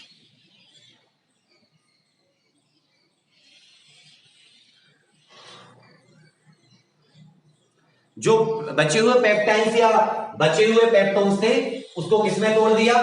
उसको तोड़ दिया अमीनो एसिड्स में और छोटी चेन्स में। कुछ एमिनो एसिड और कुछ छोटी चेन पेप्टोन्स वगैरह कुछ बच गई, तो कि बाद में वो इंटेस्टाइनल जूस में जो इरिप्सिन होगा वो उसे पचा देगा। एक इसमें होता है अमाइलेज, एक इसमें क्या होता है? अमाइलेज। अमाइलेज का काम आपको पता है, जो बचा हुआ माल्टोस था उसे ग्लूकोज वगैरह में तोड़ देना, जो बची हुई कार्बोहाइड्रेट थी उसे पचा देना। एक इसमें लाइपेज वगैरह भी पाए जाते हैं फैट को। बाइल जूस का एक काम और होता है, इसको मैं जब कल पढ़ाऊंगा ना बाइल क्या होता है, क्या क्या होता है उसके अंदर, बाइल जूस का एक काम और होता है, वो काम होता है फैट के साथ मिलके उसको इमल्सिफाई कर देता है। फैट को क्या कर देता है? इमल्सिफाई। उसका एक वर्ड होता है इमल्सिफिकेशन को बोलते हैं, तो पायसीकरण कर देता है। क्या कर देता है? पायसीकरण। छोटे छोटे उसमें पार्ट्स में उसको तोड़ने में हेल्प करता है, जिसके बाद में जो बाद के जो इंटेस्टाइन के जो एंजाइम होते हैं लाइपेज, जो इंटेस्टाइन में लाइपेज निकलता है छोटी आंत के रस में, वो इन सबको पचा देता है। उसके बाद में चला जाए बेटा, ये ऐसे ही याद होगा जब कई बार लिखोगे, टेंशन मत लो, कल याद करने की ट्रिक बताएंगे। जैसे कुछ नहीं है कि भैया ये है छोटी आंत, ये है पेनक्रिएटिक पेनक्रियाज, अग्नाशय, यहां से जो एंजाइम निकलते हैं टी से ट्रिप्सिन। आप टी ए बनोगे ना, टिकट एडमिनिस्ट्रेटर रेलवे में, ऐसा समझ लेना, टी से ट्रिप्सिन, ए से अमाइलेज, एल से लाइपेज। इसी तरह जो स्मॉल इंटेस्टाइन होगी, जब इंटेस्टाइन का जूस आएगा छोटी आंत का, तो वहां से ई से इरिप्सिन, एल से लाइपेज, ईएल, इस तरीके से आप एंजाइम्स को याद कर लोगे। ठीक है, अब एक चीज आपको बता दूं कि वो जो टेस्ट सीरीज की बात थी जो मैं बता रहा था, वो बिल्कुल फाइनल स्टेज में है। बहुत जल्दी आप लोगों को एक अच्छी टेस्ट सीरीज और उसमें जो अच्छे अच्छे क्वेश्चन हुआ करेंगे, मैं उनकी रिवीजन क्लास, उस टॉपिक की रिवीजन क्लास, उसमें हम लोग अच्छे से चीजों को कर लेंगे। ये तो मैंने अभी आपको ऐसे बता दिया, ये मैंने भी आपको ऐसे बता दिया चलते। कल हम लोग स्टोमक से स्टार्ट करेंगे अच्छे से। अभी तो हमने ये नहीं पढ़ा बाइल में अंदर क्या क्या होता है, लिवर का क्या क्या काम होता है, पेनक्रियाज का क्या क्या काम होता है, इंटेस्टाइन का क्या क्या काम होता है, फिर लार्ज इंटेस्टाइन, ये तो स्मॉल, फिर लार्ज इंटेस्टाइन, इन सबको कल डीपली पढ़ेंगे अच्छे से। अभी जो भी मेरे पास यहाँ तक के नोट्स है वो मैं आपको परीक्षागढ़ पे डाल रहा हूं। परीक्षागढ़ क्या है? हमारा एक चैनल है, आप लोगों का एक चैनल है, टेलीग्राम नाम की ऐप पे। आपको टेलीग्राम नाम की ऐप डाउनलोड करनी होगी। उस ऐप को जब आप डाउनलोड करोगे तो वहां पे आपको आईडी बनानी होगी। उस आईडी में आपको इस नाम से सर्च करना होगा। जब आप इस नाम से सर्च करोगे तो आपको हिंदी में लिखा आएगा परीक्षागढ़, और उसमें जैसे मोर, उसका मोर नहीं, कबूतर का पंख होता है, इस तरीके का ब्लैक कलर में लिखा हुआ है डूबा हुआ। एक चीज ध्यान देना, 20,500 से ज्यादा सब्सक्राइबर है आज उसमें। उस वाले को ज्वाइन करना, क्योंकि कुछ फर्जी ग्रुप भी चल रहे हैं। आप फर्जी को ज्वाइन मत करना। अगर आप उसमें ज्वाइन है तो उसको हटा दो, ठीक है भैया। ये वाले को आप ज्वाइन करना जिसमें 20,000 से ज्यादा हो, मेरी फोटो नहीं लगी हुई है, ठीक है। अब कहां तक बात आ गई? यहां तक तो कोई दिक्कत नहीं रही होगी आपको, ये सब तो क्लियर है ना। Stomach, bile juice, liver, pancreas, channel का समझ में आ गया। एक वो है www.sarkari-job.co, ये एक वेबसाइट है। इस पे आपको पूरी तरीके से इंफॉर्मेशन मिलती है, कौन सा एग्जाम कब आने वाला, उसमें ईमेल होता है। आप उसमें सब्सक्राइब कर लोगे, उसमें ईमेल डाल दोगे आपको, तो आपकी ईमेल पे सारी जानकारी दे दी जाती है। और बढ़िया वेबसाइट है, अपने एक दोस्त की ही है, तो अगर आप इसको भी यूज करना चाहें तो आपकी इच्छा के ऊपर है। आप चाहें तो यहां से आप सारी की सारी जॉब्स की इंफॉर्मेशन ले सकती है। अब आती है क्वेश्चंस की क्लास, तो क्वेश्चंस की क्लास होगी, ठीक है भैया। अब ये मेरी बात सुन लो बोधू भैया जी, कि ये जो क्लास है वो सबके लिए जरूरी है, सबके लिए जरूरी है, ठीक है, सबके लिए। चाहे कोई एग्जाम हो, सीडीएस हो, यूपीएससी का कोई एग्जाम हो, आईएएस का हो, राजस्थान का हो, मध्य प्रदेश का हो, बिहार का हो, झारखंड का हो, छत्तीसगढ़ का हो, उत्तर प्रदेश का हो, भारत का कोई एग्जाम हो, ये बाबू सब में आता है मेरे दोस्त, ठीक है। आप सब में पढ़ो, नोट्स मैंने कर दिए आप, लेकिन आप अपना काम नहीं कर रहे हो। मैं जैसा भी हूं, बीमार सब करके कोशिश कर रहा हूं ना, तो आप यार शेयर करते हो, ये बात गलत है। आप फालतू की चीजों को शेयर कर देते हो, पढ़ाई की चीज को शेयर करने में पता नहीं क्यों नहीं करते हो। चलो कोई बात नहीं, मैं तो फिर भी कहूंगा शेयर अपने दोस्तों से सब्सक्राइब करा लो, जिसने देख रहे हैं लेकिन सब्सक्राइब नहीं किया है, तो ऐसा लाल सा बटन होता है, वहां पे सब्सक्राइब लिखा रहता है, यहाँ पे घंटी होती है, क्योंकि अगर आप सब्सक्राइब नहीं करोगे तो थोड़ा सा मोटिवेशन डाउन रहता है। बाकी तो मैं खुश हूं और खुशी होने की कोशिश करूंगा, जल्दी मोटिवेशन एक्सेट्रा भी देना शुरू करूंगा, क्योंकि अभी मैं खुद थोड़ा डिमोटिवेट हुआ पड़ा हूं। लेकिन मैं फिर एक बात वही बता रहा हूं आपको कि जब आप पढ़ाई करते हो तो एक संघर्ष है ये, इसमें हर एक तरीके के इमोशंस आते हैं। किसी दिन पढ़ाई में मन नहीं लगता, किसी दिन कुछ और होने हमारे मन में फीलिंग्स आने लगती हैं, तो इन सब से आपको जूझना पड़ेगा, इन सब से आपको लड़कर और जीतकर आगे बढ़ना होगा। अपने दिमाग से आपको खुद ही जंग जीतनी होगी और मन से भी, ठीक है मेरे भाई। क्वेश्चन हम करा देंगे 12 बजे वाली क्लास में, कोई टेंशन नहीं है। एक चीज याद रखिएगा, कल भी क्लास आपकी 6 बजे है, सुबह 5 बजे इसलिए नहीं कर सकता क्योंकि लाइट नहीं आती, इन्वर्टर चार्ज नहीं रहता, तो लाइट नहीं रहेगी, अंधेरा रहता है थोड़ा सा 5 बजे, और दादी माँ इस रूम में सोती रहती है, मैं नहीं चाहता उनको डिस्टर्बेंस हो। 6 बजे स्टार्ट कर देंगे, ठीक है, ओके। क्वेश्चंस की क्लास होगी, कोई दिक्कत नहीं है, आप लोग आएंगे तो होगी। ये वाली वेबसाइट का एक बात जरूर ध्यान रखना, और जल्दी आपके लिए एक अच्छी सी टेस्ट सीरीज आ रही है, खुश हो जाओगे जब आप उसके क्वेश्चंस को लगाओगे, ठीक है। चलिए, थैंक यू, जय हिंद, मिलते हैं 12 बजे दोपहर, थैंक यू। शेयर करना मत भूल।